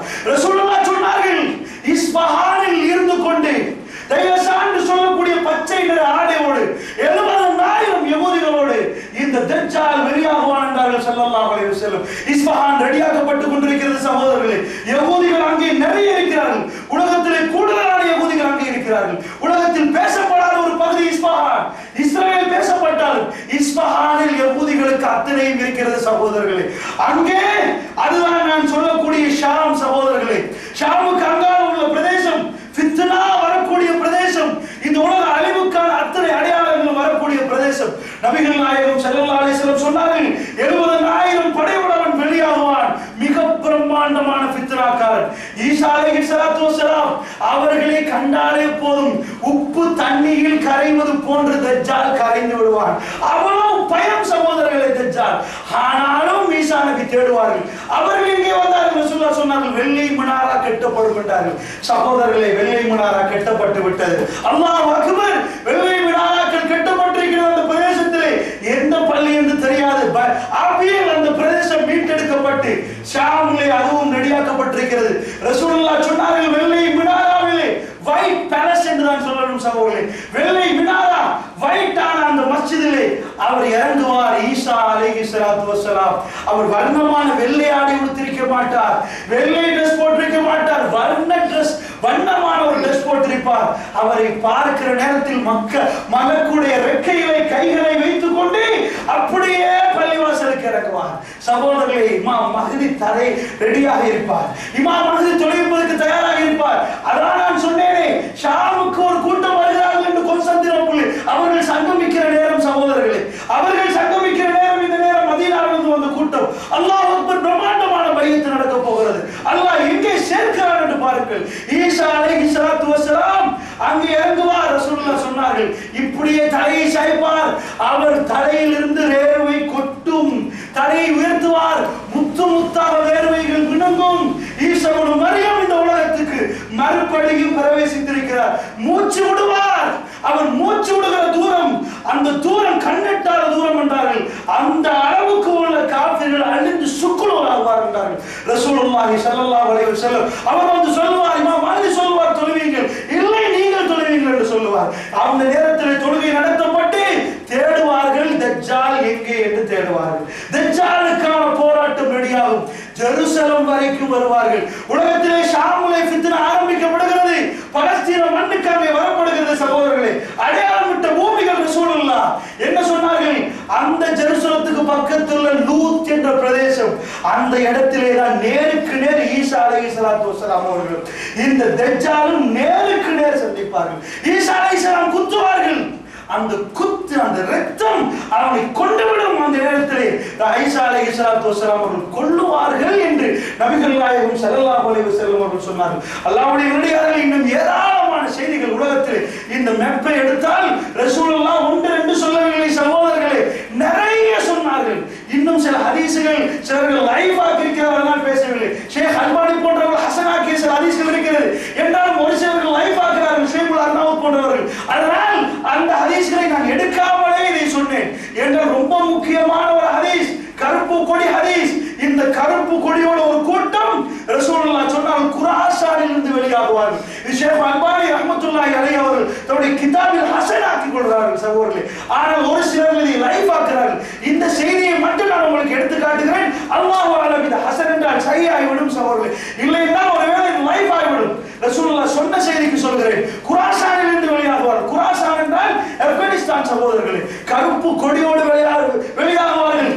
அந்த கூட்டம் வெளியாகினால் நீங்கள் பையத்து செய்யுங்கள் என்று ரசூல் ஸல்லல்லாஹு அலைஹி வஸல்லம் சொன்னார்கள். சகோதரர்களே, கருப்பு கொடியோடு ஆப்கானிஸ்தானில் ஒரு கூட்டம் உலா வருகிறது. இந்த கூட்டமா இதுக்கு புறம் வர கூட்டமா என்று எங்களுக்கு தெரியாது. ஆனால் அந்த பகுதிகள் தயாராக்கப்படுகிறது. இஸ்லாமிய ராஜ்யத்துக்கான தயாரிகள் அங்கு நடக்கிறது. பாபியன் சிலைகள் எல்லாம் உடைக்கப்பட்டு இஸ்லாம் அங்கே குடியமர்த்தப்பட்டிருக்கிறது. இதுக்கு முன்னாடி புத்தமத ராஜ்யங்கள் அவைகள் எல்லாம் உடைக்கப்பட்டு தரமட்டமாக்கப்பட்டு இஸ்லாமிய ராஜ்யங்களாக அவைகள் மாற்றப்பட்டிருக்கிறது. அல்லாஹ்வுடைய நல்லடியார்களே, மறுமை நெருங்கிக் கொண்டிருக்கிறது. நபிகள் நாயகம் ஸல்லல்லாஹு அலைஹி வஸல்லம் சின்ன சின்ன அடையாளங்கள் நிறைய சொன்னார்கள். ஒரு விஷயம் சொன்னார்கள் அல்லாஹ்வுடைய தூதர், 2 சாராரை நான் காணவில்லை, 2 சாராரை நான் காணவில்லை, அவர்கள் வரும் வரைக்கும் மறுமை வராது என்று சொன்னார்கள். 2 சாராரை நான் காணவில்லை. என்ன 2 சாரார்? சிலர்கள் ஒரு மன்னர்கள் வருவார்கள். அந்த மாட்டு வாளை மாதிரி ஒரு வாளை வைத்துக் கொண்டு எல்லாத்தையும் விரட்டி அடித்துக் கொண்டிருப்பார்கள். இவர்களை நான் பார்க்கவில்லை. இன்னொரு சாரார் யார் தெரியுமா? பெண்கள் உடுப்பார்கள், நிர்வாணமாகத்தான் இருப்பார்கள். இவர்களை நான் பார்க்கவில்லை. அவர்கள் வரும் வரைக்கும் மறுமை வராது. சகோதரர்களே, அல்லாஹ்வுடைய நல்லடியார்களே, எந்த ஜமானில் நாங்கள் வாழ்கிறோம் சகோதரர்களே, எந்த ஜமானில் நாங்கள் இருக்கிறோம்? உடுக்கிறார்கள். இது உடுப்பு என்று சொல்லுவதா, நிர்வாணம் என்று சொல்லுவதா? நபிகள் நாயகம் காணாத கூட்டம். ரசூலுல்லாஹ் சொன்னார்கள், நேரடியாக நான் பார்க்கவில்லை. இப்படியும் ஒரு யுகம் வரும் என்று சொன்னார்கள். பெண்கள் தாறுமாறாக அதிகரித்து விடுவார்கள். ஒரு ஆணுக்கு 40 பெண், ஒரு ஆணுக்கு 40 பெண். அந்த அளவுக்கு தாறுமாறாக இதாக பெண்கள் பின்னாடி போவார்கள், ஆண்களுக்கு பின்னாடி. சகோதரர்களே, இந்த உலகத்திலே அது நடந்து கொண்டிருக்கிறது. ஆண்கள் அழிந்து கொண்டிருக்கிறார்கள். எல்லா இடத்திலும் இலங்கையிலே பெண்கள் கூட. சகோதரர்களே, ரசூலுல்லாஹ் சொன்னார்கள் ரோமத்தை காட்டி, இங்கே சனத்தொகை அதிகமாகும், இந்த சனத்தொகை அதிகமாகும் வரைக்கும் மறுமை வராது என்று சொன்னார்கள். இத்தாலியை காட்டி, சகோதரர்களே, இத்தாலி, இங்கே சனத்தொகை பல்கி பெருகும். இன்றைக்கு growing ratio 0.34. சகோதரர்களே, ரோமில் மட்டும் 2 மில்லியன், nearly 3 மில்லியன், 3 மில்லியன் மக்கள் இருக்கிறார்கள். இங்கே தாறுமாறாக சனத்தொகை பெருகும். மனத்தொகை பெருகிக் கொண்டு வருகிறது என்று உங்களுக்கு கேள்விப்பட்டால் மக்களே, அது மறுமை நெருங்கி விட்டது என்பதற்கு அடையாளம். நபிகள் நாயகம் ஸல்லல்லாஹு அலைஹி வஸல்லம் இப்படி சொல்லிவிட்டு கடைசியாக அல்லாஹ்வுடைய தூதர் ஸல்லல்லாஹு அலைஹி வஸல்லம் என்ன சொல்றார்கள்? ஒரு தஜ்ஜாலை பத்தி ரசூலுல்லாஹ் பேசினார்கள். சஹாபாக்கள் எல்லாம் ஆர்வமாக கேட்டார்கள். மாலையிலே ஒரு கூட்டம் வந்தார்கள். அல்லாஹ்வுடைய தூதரை, காலையில் தஜ்ஜாலை பற்றி பேசினீர்கள், எங்களுக்கு எல்லாம் தெளிவாக பேசினீர்கள். ஈச்சமர மரத்துக்கு பின்னாடி தஜ்ஜால் ஒளிந்திருக்கிறானான்னு நினைக்கிற அளவுக்கு பயமாக ரசூலுல்லாஹ் நீங்கள் பேசினீர்கள் அல்லாஹ்வுடைய தூதரை என்று சொல்ற நேரம் நபிகள் நாயகம் ஸல்லல்லாஹு அலைஹி வஸல்லம் அவர்கள் தஜ்ஜாலை பற்றி சொன்னார்கள். அப்துல் உஸ்ஸாவை போன்று அவன் இருக்கக்கூடும் என்று சொன்னார்கள். ஒருவரை காட்டி இவனை மாதிரி தஜ்ஜால் இருக்கக்கூடும் என்று ரசூலுல்லாஹி ஸல்லல்லாஹு அலைஹி வஸல்லம் சொல்லிவிட்டு அல்லாஹ்வுடைய தூதர் தஜ்ஜாலை பற்றி சொன்னார்கள். அவன் எப்படி இருப்பான், எப்படி இருப்பான்? சஹாபாக்கள் ஆச்சரியப்பட்டார்கள். என்ன யாரும் சொல்லலாம், மலை அளவுக்கு ரொட்டி இருக்கும் என்று சொன்னீர்கள், அந்த அளவுக்கு சாப்பாடு இருக்குமா? இது எல்லாம் என்ன ஆச்சரியம் என்று கேட்டு சில வரலாறுகளை ரசூலுல்லாஹி ஸல்லல்லாஹு அலைஹி வஸல்லம் சொன்னார்கள். சகோதரர்களே, இந்த தஜ்ஜாலுடைய அழிவுக்கு பிறகு, தஜ்ஜாலுடைய அழிவுக்கு பிறகு யஜூஜ் மஜூஜ்கள் கூட்டம் கூட்டமாக வருவார்கள். எந்த அளவுக்கு என்று சொன்னால் சகோதரர்களே, மேல் மலையில் இருந்து, மலை பிரதேசங்களில் இருந்து அவர்கள் கூட்டம் கூட்டமாக வருவார்கள். எண்ணவே முடியாது. எல்லா இடத்திலும் அவர்கள் ஒரு கடலை கடப்பார்கள், சின்ன கடல்களை கடப்பார்கள். அந்த தண்ணீரே முடிந்துவிடும். சகோதரர்களே, ஈசா அலைஹிஸ்ஸலாத்து வஸ்ஸலாம் உட்பட ஒரு கூட்டத்தை அல்லாஹ் ஒரு குகைக்கு அனுப்பி விடுவான். உலகம் எங்கும் அவருடைய ஃபித்னா. சகோதரர்களே, அதற்கு பிறகு துஆ கேட்பார்கள். துஆ கேட்ட உடனே சில பறவைகளை அனுப்பி இந்த யஜூஜ் மஜூஜ்களை அந்த பறவைகள் கொண்டு சாவடிக்கும். உலகமே பணமாக போய்விடும். சகோதரர்களே, மறுபடி துஆ கேட்பார்கள். தண்ணி மழை பெய்து உலகமே மறுபடி கண்ணாடி போன்று மினுக்கும். மறுபடி பழைய வாழ்க்கையை ஆரம்பித்து விடுவார்கள். சகோதரர்களே, நான் சொல்லுகிற மறுமை இப்பொழுதுதான் வரப்போகிறது. அல்லாஹ்வுடைய நல்லடியார்களே, நபிகள் நாயகம் ஸல்லல்லாஹு அலைஹி வஸல்லம் அவர்கள் சொன்னார்கள் 10 அடையாளங்கள் என்று சொன்னார்கள். 10 அடையாளங்கள். கிழக்கிலே ஒரு நெருப்பு, மேற்கிலே ஒரு நெருப்பு, கிழக்கிலே ஒரு பூமி குலுக்கம், மேற்கிலே ஒரு பூமி குலுக்கம், ஜஸீரத்துல் அரபுல ஒரு பூமி குலுக்கம் என்றார்கள் ரசூலுல்லாஹி ஸல்லல்லாஹு அலைஹி வஸல்லம். இது 3 பெரும் பூமி குலுக்கம். அதுக்கு முன்னாடி மதீனாவில் 2 பூமி குலுக்கம் வரும். அந்த 2ம் நயவஞ்சகர்களை, காஃபிர்களை மதீனாவிலிருந்து வெளியே தள்ளும் என்றார்கள் ஸல்லல்லாஹு அலைஹி வஸல்லம். நாங்கள் நீங்களும் புனிதமாக கருதக்கூடிய ஹரம் ஷரீஃப் காபத்துல்லா இது இடிக்கப்படும் என்றார்கள் ரசூலுல்லாஹி ஸல்லல்லாஹு அலைஹி வஸல்லம். சேதப்படுத்தப்படும் என்று சொன்னார்கள் ஸல்லல்லாஹு அலைஹி வஸல்லம். யாரப்பா சேதப்படுத்துவான்னு கேட்டால் கட்டை காலோடு அபிசீனியர்கள் இதை சேதப்படுத்துவார்கள். கட்டை கால் உள்ள இத்தியோப்பியர்கள் வந்து இங்கே தாக்குவார்கள், தாக்குதல் நடத்துவார்கள் என்று நபிகள் நாயகம் ஸல்லல்லாஹு அலைஹி வஸல்லம் அவர்கள் சொன்னார்கள். அல்லாஹ் வஅலம். அன்பு சகோதரர்களே, அது எப்பொழுது நடக்கும் என்று தெரியாது. எவ்வளவு பாதுகாப்பு போட்டாலும் ஹரம் அந்த இடம் ஆகும் ரசூலுல்லாஹி ஸல்லல்லாஹு அலைஹி வஸல்லம் சொன்னார்கள். ஆனால் மக்காவும் மதீனாவும் பாதுகாக்கப்பட்ட நகரங்கள் சகோதரர்களே. தஜ்ஜாலுக்கு வர முடியாத 7 வாயில்களில் மலக்குமார்கள் நிற்பார்கள். தஜ்ஜாலை உள்ளே வரவிட மாட்டார்கள். சகோதரர்களே, மதீனாவுடைய மெப்பை எடுத்து அந்த மெப்பை கொஞ்சம் பாருங்கள். மதீனாவுக்கு வருவதற்கு எத்தனை நெடுஞ்சாலைகள் இருக்கிறது.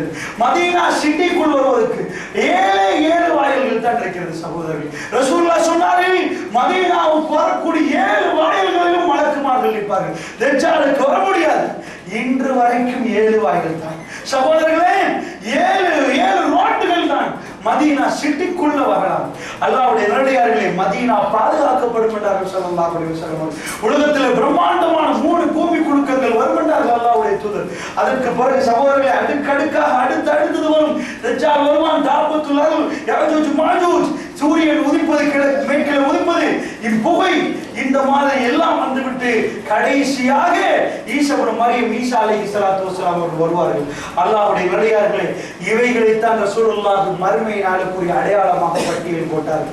சின்ன அடையாளங்கள், பெரிய அடையாளங்கள் இமாம்கள் பிரித்தார்கள். இவைகள் எல்லாம் பிரம்மாண்டமான அடையாளங்கள், இவைகள் எல்லாம் சின்ன அடையாளங்கள். தஜ்ஜாலுடைய ஃபித்னாவை மட்டும் பேசினால் அது தனியாக இருக்கும் சகோதரர்களே. அதனால் அதை நான் தொடவில்லை. அல்லாஹ்வுடைய நல்லடியார்களே, நான் உங்களுக்கு கடைசியாக என்ன சொல்ல வருகிறேன் என்று சொன்னால், இந்த அடையாளங்கள் எல்லாம் அல்லாஹ் ஏன் போட்டான் என்று நெஞ்சில் கை வைத்து சொல்லுங்கள். இவ்வளவு தெளிவாக போட தேவையில்லை சகோதரர்களே. மறுமை வரும் என்று சொல்லிவிட்டு போகலாம். அந்தந்த ஆண்டில் உள்ளவர்கள் குறித்து வைத்துக் கொள்ள வேண்டும். அட இப்படி நடக்கிறது. காணாத ரசூலுல்லாவை காண்பதை விட தெளிவாக நம்ப வேண்டும். காணாத அல்லாஹ்வை காண்பதை விட தெளிவாக நம்ப வேண்டும் என்று சொன்னால் அல்லாஹ்வுடைய நல்லடியார்களே, இப்படியான அடையாளங்கள் போடப்பட வேண்டும். இந்த அடையாளங்கள் ஒவ்வொன்றையும் பார்த்து பார்த்து இந்த அடையாளங்கள் எல்லாம் நாயகம் ஸல்லல்லாஹு அலைஹி வஸல்லம் சொன்னார்களே என்று பிரமித்து போய் அல்லாஹ்வுடைய ஆலயத்துக்கு கொண்டு சேர வேண்டும் என்பதற்கு தான். அல்லாஹ்வுடைய நல்லடியார்களே, ரசூலுல்லாஹ்வுடைய வாயிலிருந்து ஏராளமான அடையாளங்கள் வெளியே வந்திருக்கிறது. நான் சொன்ன இந்த பகுதி மறுமைக்குரிய பகுதி. தன் குடும்பத்தாரை பற்றியே தனியாக ரசூலுல்லாஹ் பேசின அடையாளங்கள் நிறைய இருக்கிறது. அல்லாஹ்வுடைய நல்லடியார்களே, சிந்தித்து பார்ப்பதற்கு சொல்கிறேன். அந்த காலத்து மக்களை எல்லாம் பரிசீலித்து பார்த்தார்கள். திட்டத் தெளிவாக நாயகம் ஸல்லல்லாஹு அலைஹி வஸல்லம் பேசுவது உண்மை என்று அவர்கள் புரிந்தார்கள். ஒவ்வொரு போர்க்காலத்திலும் அவர்கள் அதை சந்தித்தார்கள். நடப்பதற்கு இருக்கக்கூடிய ஒவ்வொரு போரையும் ரசூலுல்லாஹ் சொல்லி காட்டினார்கள். இப்படி ஒரு போர் நடக்கும், இப்படி ஒரு போர் நடக்கும் என்றெல்லாம் சொன்னார்கள். சொன்னது மாதிரி இந்த உலக வரலாறுகள் நடந்திருக்கிறது.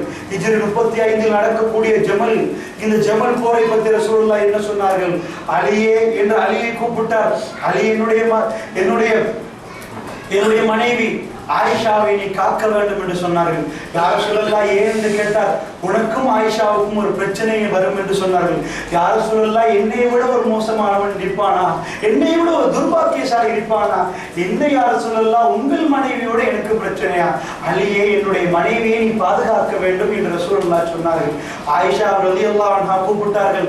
ஆயிஷா அவுபக்கர் நேரத்தில் நாய் குறைக்கும், அந்த நேரத்திலே நீ திரும்பி விட வேண்டும் ஆயிஷா. நீங்கள் அந்த நேரத்தில் எங்கேயாவது போனால், நீங்கள் அவுபக்கர் இடத்தை தாண்டுகிற நேரம் நாய் குறைத்தால் அதுதான் நீங்கள் பிழையில் இருக்கிறீர்கள் ஆயிஷா என்றார்கள் ரசூலுல்லாஹி ஸல்லல்லாஹு அலைஹி வஸல்லம். அல்லாஹ்வுடைய நல்லடியார்களே, ரசூலுல்லாஹ் ஹிஜ்ரி 11 மௌத்தா போய் விட்டார்கள். ஹிஜ்ரி 35 தெளிவாக நடக்கிறது. அல்லாஹ்வுடைய நல்லடியார்களே, அவ்வப்பை தாண்டி போறார்கள், நாய் குறைக்கிறது. என்றைக்கோ நடக்கிற நாய் குறைக்கலை பற்றி ரசூலுல்லாஹ் பேசினார்கள்.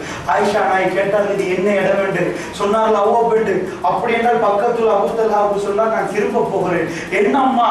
ஏனென்றால் ஆயிஷா நாய் 20,000 பேரோடு படையெடுத்து வந்திருக்கிறார்கள்.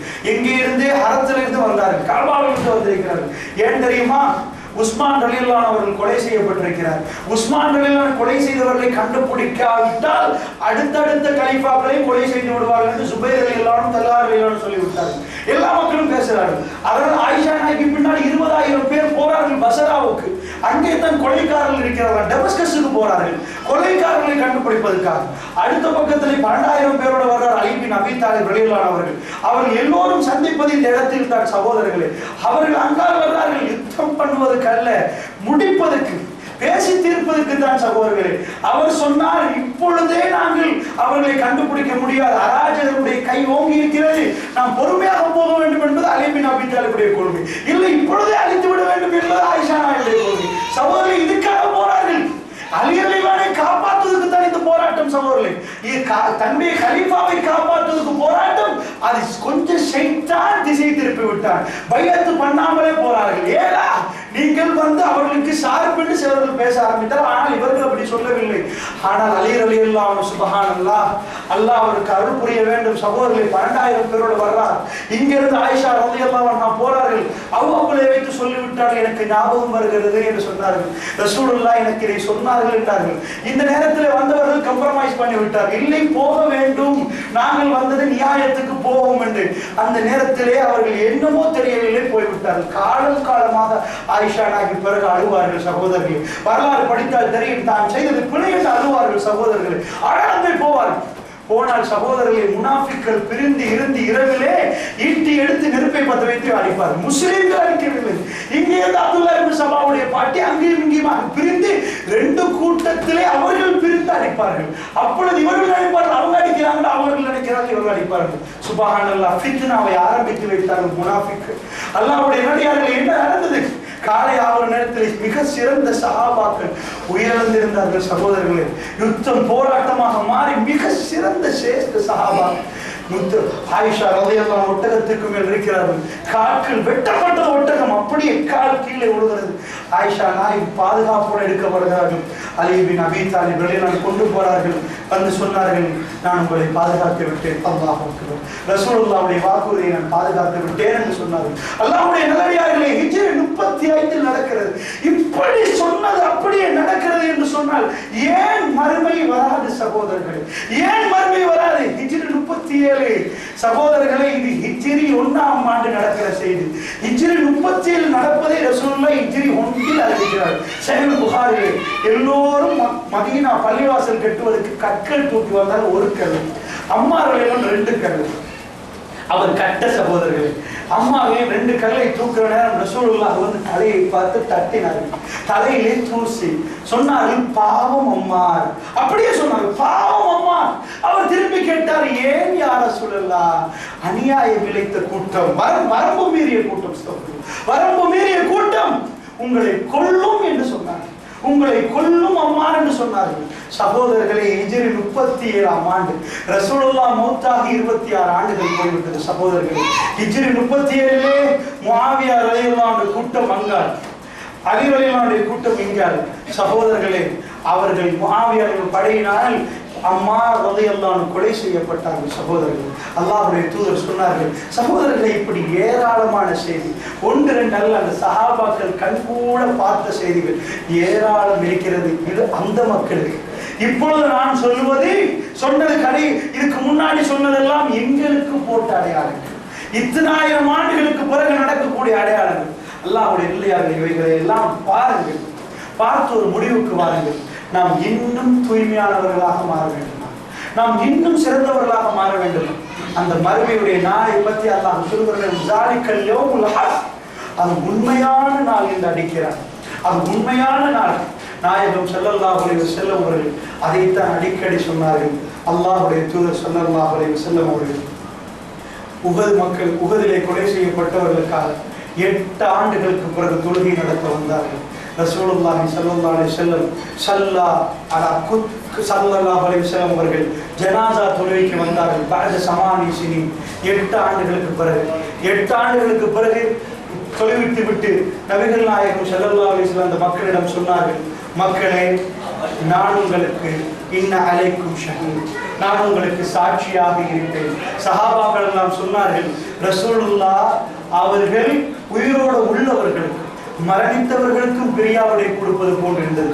சில தோழர்கள் அறிவித்தார்கள், ரசூலுல்லாஹ்வுடைய கடைசி உரையை இதாகத்தான் நான் பார்த்தேன் என்று அறிவித்தார்கள். ரசூலுல்லாஹ் பேசினார்கள், இன்ன அலைக்கும் ஷஹீத், மக்களே நான் உங்களுக்கு சாட்சியாக இருப்பேன். இன்ன அலைக்கும், நான் உங்களுக்கு சாட்சியாக இருப்பேன். இன்ன மௌஇதகுமுல் ஹவுல், எனக்கும் உங்களுக்கும் வாக்களிக்கப்பட்ட இடம் ஹவுல் என்று ரசூலுல்லாஹ் சொன்னார்கள். நான் நீங்கள் வரும் வரைக்கும் ஹவுலிலே இருந்து கொண்டு பார்த்து கொண்டே இருப்பேன் என்று ரசூலுல்லாஹ் சொன்னார்கள். சஹாபாக்கள் எல்லாம் ரசூலுல்லாஹ் எங்களை விட்டு போகிறார் என்ற உணர்வோடு அல்ஹயாவல் அம்பாத், உயிரோடு உள்ளவர்களுக்கும் இறந்து போனவர்களுக்கும் பிரியாவிடை கொடுப்பது போன்று ரசூலுல்லாஹ் பேசுகிறார்களே. இன்ன அலைக்கும் ஷஹீத், மக்களே நான் உங்களை விட மாட்டேன், சாட்சியாக இருப்பேன். மக்களே, இன்ன மௌஇதகுமுல் ஹவுல், உங்களுக்கும் எனக்கும் வாக்களிக்கப்பட்ட இடம் ஹவுல்.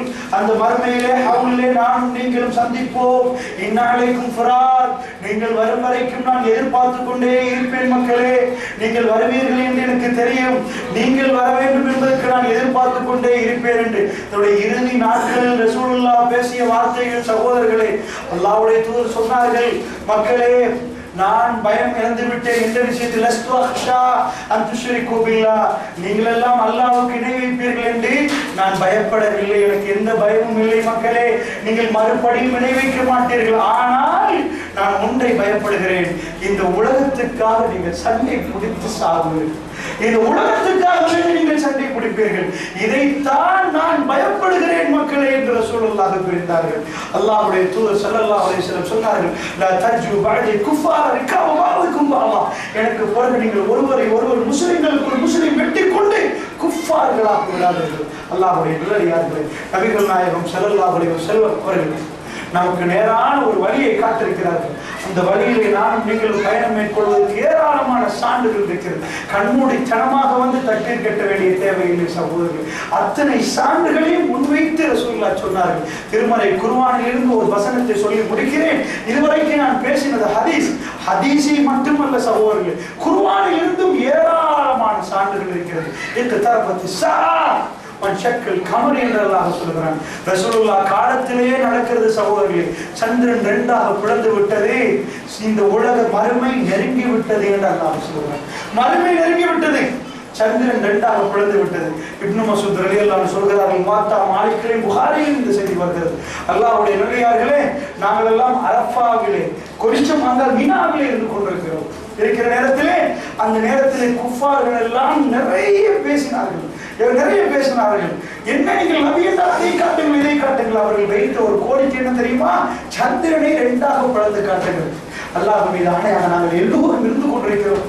ரசூலுல்லாஹ் அல்லாஹ்விடம் துஆ கேட்டார்கள், சரியாக மலைக்கு அங்கால் நாங்கள் சந்திரனை கண்டோம், மலைக்கு அங்கால் பூர்ண சந்திரனை நாங்கள் பார்க்கிறோம்.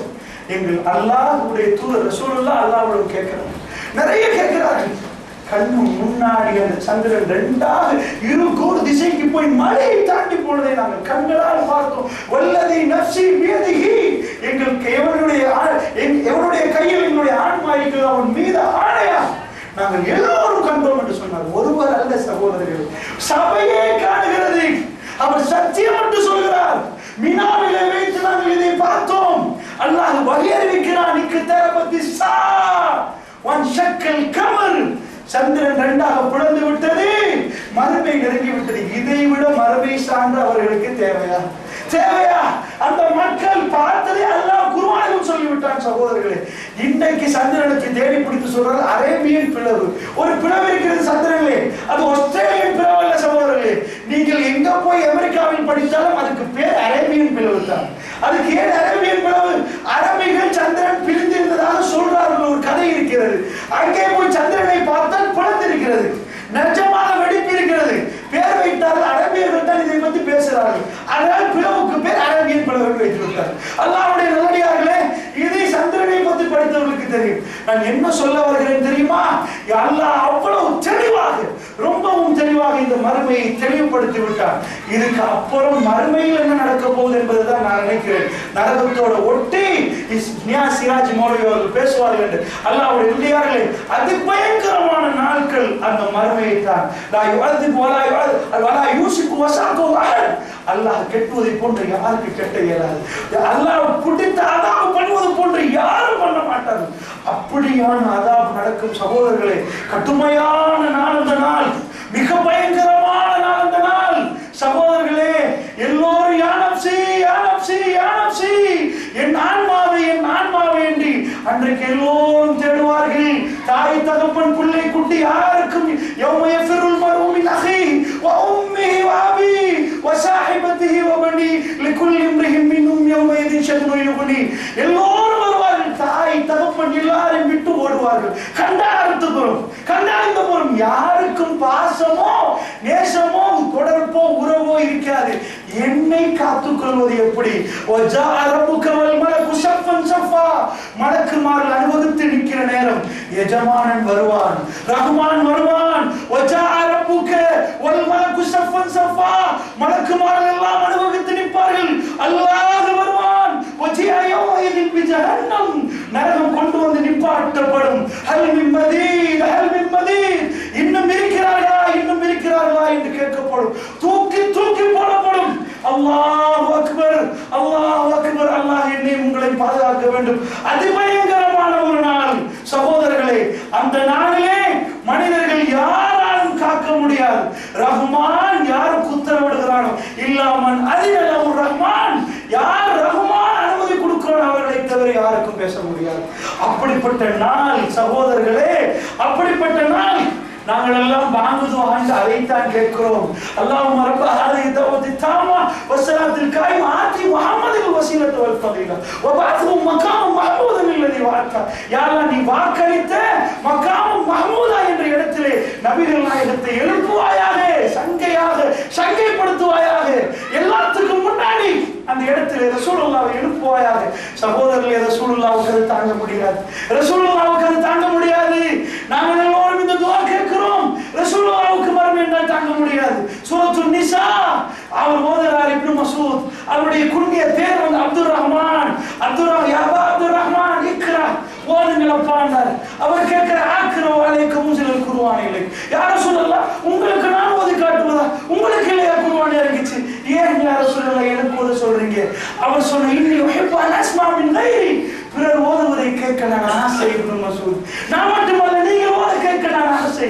இக்ரா ஓதுங்கள். கரஅத்து சூரத்துன் நிசா, நான் சூரா நிசாவை ஆரம்பித்தேன். நான் ஓதிக்கொண்டே போனேன் 41வது வசனத்தை நீங்கள் பிரட்டி பாருங்கள் சகோதரர்களே. ரசூலுல்லாஹ் சொன்னார்கள், நிப்பாட்டு போதும்.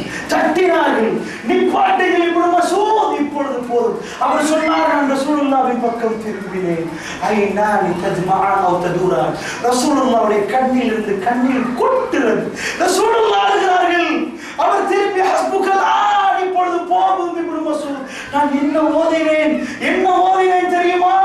அல்லாஹ் திருமறை குர்ஆனிலே சொல்கிறான், வஜஅனா பிக அலா அஹுலாஹி ஷஹீதா. நபியே, வஜஅனா பிக அலா அஹுலாஹி ஷஹீதா. எல்லோருக்கும் முன்னாடி எல்லாரும் அந்த நாளில் வருவார்கள். இந்த உம்மத்துக்கு எல்லாரும் நிப்பாட்டி அந்த சபையிலே உங்களை ஷாஹிதாக கொண்டு வந்து நிப்பாட்டுவோம். எப்படி இருக்கும்? ஃபகைஃப இஸா ஜஅனா மின் குல்லி உம்மத்தின், எல்லா உம்மத்தையும் கொண்டு வந்து நிப்பாட்டி வஜஅனா பிக அலா அஹுலாஹி ஷஹீதா, அவ்வளவு பேருக்கு கொண்டு வந்து உங்களை ஷாஹிதாக நிப்பாட்டினால் எப்படி இருக்கும் நபியே? ரசூலுல்லாஹ் பதில் என்ன தெரியுமா? கண்ணீர் ஓடுகிறது. எப்படி இருக்கும் அல்லாஹ்? அது எப்படி இருக்கும்? மகாம மஹ்மூதாவிலே அல்லாஹ்வுடைய தூதரை அல்லாஹ் எழுப்ப வேண்டும் என்று துஆ கேட்கிறோம். ரசூலுல்லாஹ்வுக்கு அந்த நினைவுகள் எல்லாம் ஞாபகப்படுத்தினார், அவைகளை எல்லாம் யோசித்தார். கண் கலங்கி கண்ணீர் ஓட முகம் சிவந்து விடும் அல்லாஹ்வுடைய அடியார்களே. அதுதான் நம்பிக்கை சகோதரர்களே. ரசூலுல்லாஹ்வுக்கு அல்லாஹ் காட்டியது அல்லாஹ்வுடைய தூதருக்கு தெரியும். அல்லாஹ்வுடைய அடியார்களே, பேசுற நானும் கேட்கிற நீங்களும் அந்த அளவிலே மறுமையை பயந்தவர்களாக, மறுமைக்கு தயாரிப்புகள் செய்தவர்களாக இந்த உலகத்தில் வாழுகிற காலத்திலே நிறைய தப்புகள் செய்திருப்போம். மனிதர்களாக பிறந்த எல்லோரும் செய்வோம். பேசுற நானும் செய்வேன், கேட்கிற நீங்களும் செய்வீர்கள். தப்புகள் தவறுகள் இருந்து மனிதனுக்கு பாதுகாப்பு பெற முடியாது. அது மலக்காக இருக்க வேண்டும் சகோதரர்கள். மனிதனாக பிறந்தவனுக்கு கிடைத்த ஆயுதம் தௌபா, அல்லாஹ்விடம் பாவ மன்னிப்பு கேட்பது. பாவம் செய்யாத ஒரு கூட்டம் இந்த பூமியில் இருந்தால் அல்லாஹ் அழித்து விட்டு பாவம் செய்கிற கூட்டத்தை உருவாக்குவான். அந்த ஹதீஸின் அர்த்தம் என்ன தெரியுமா?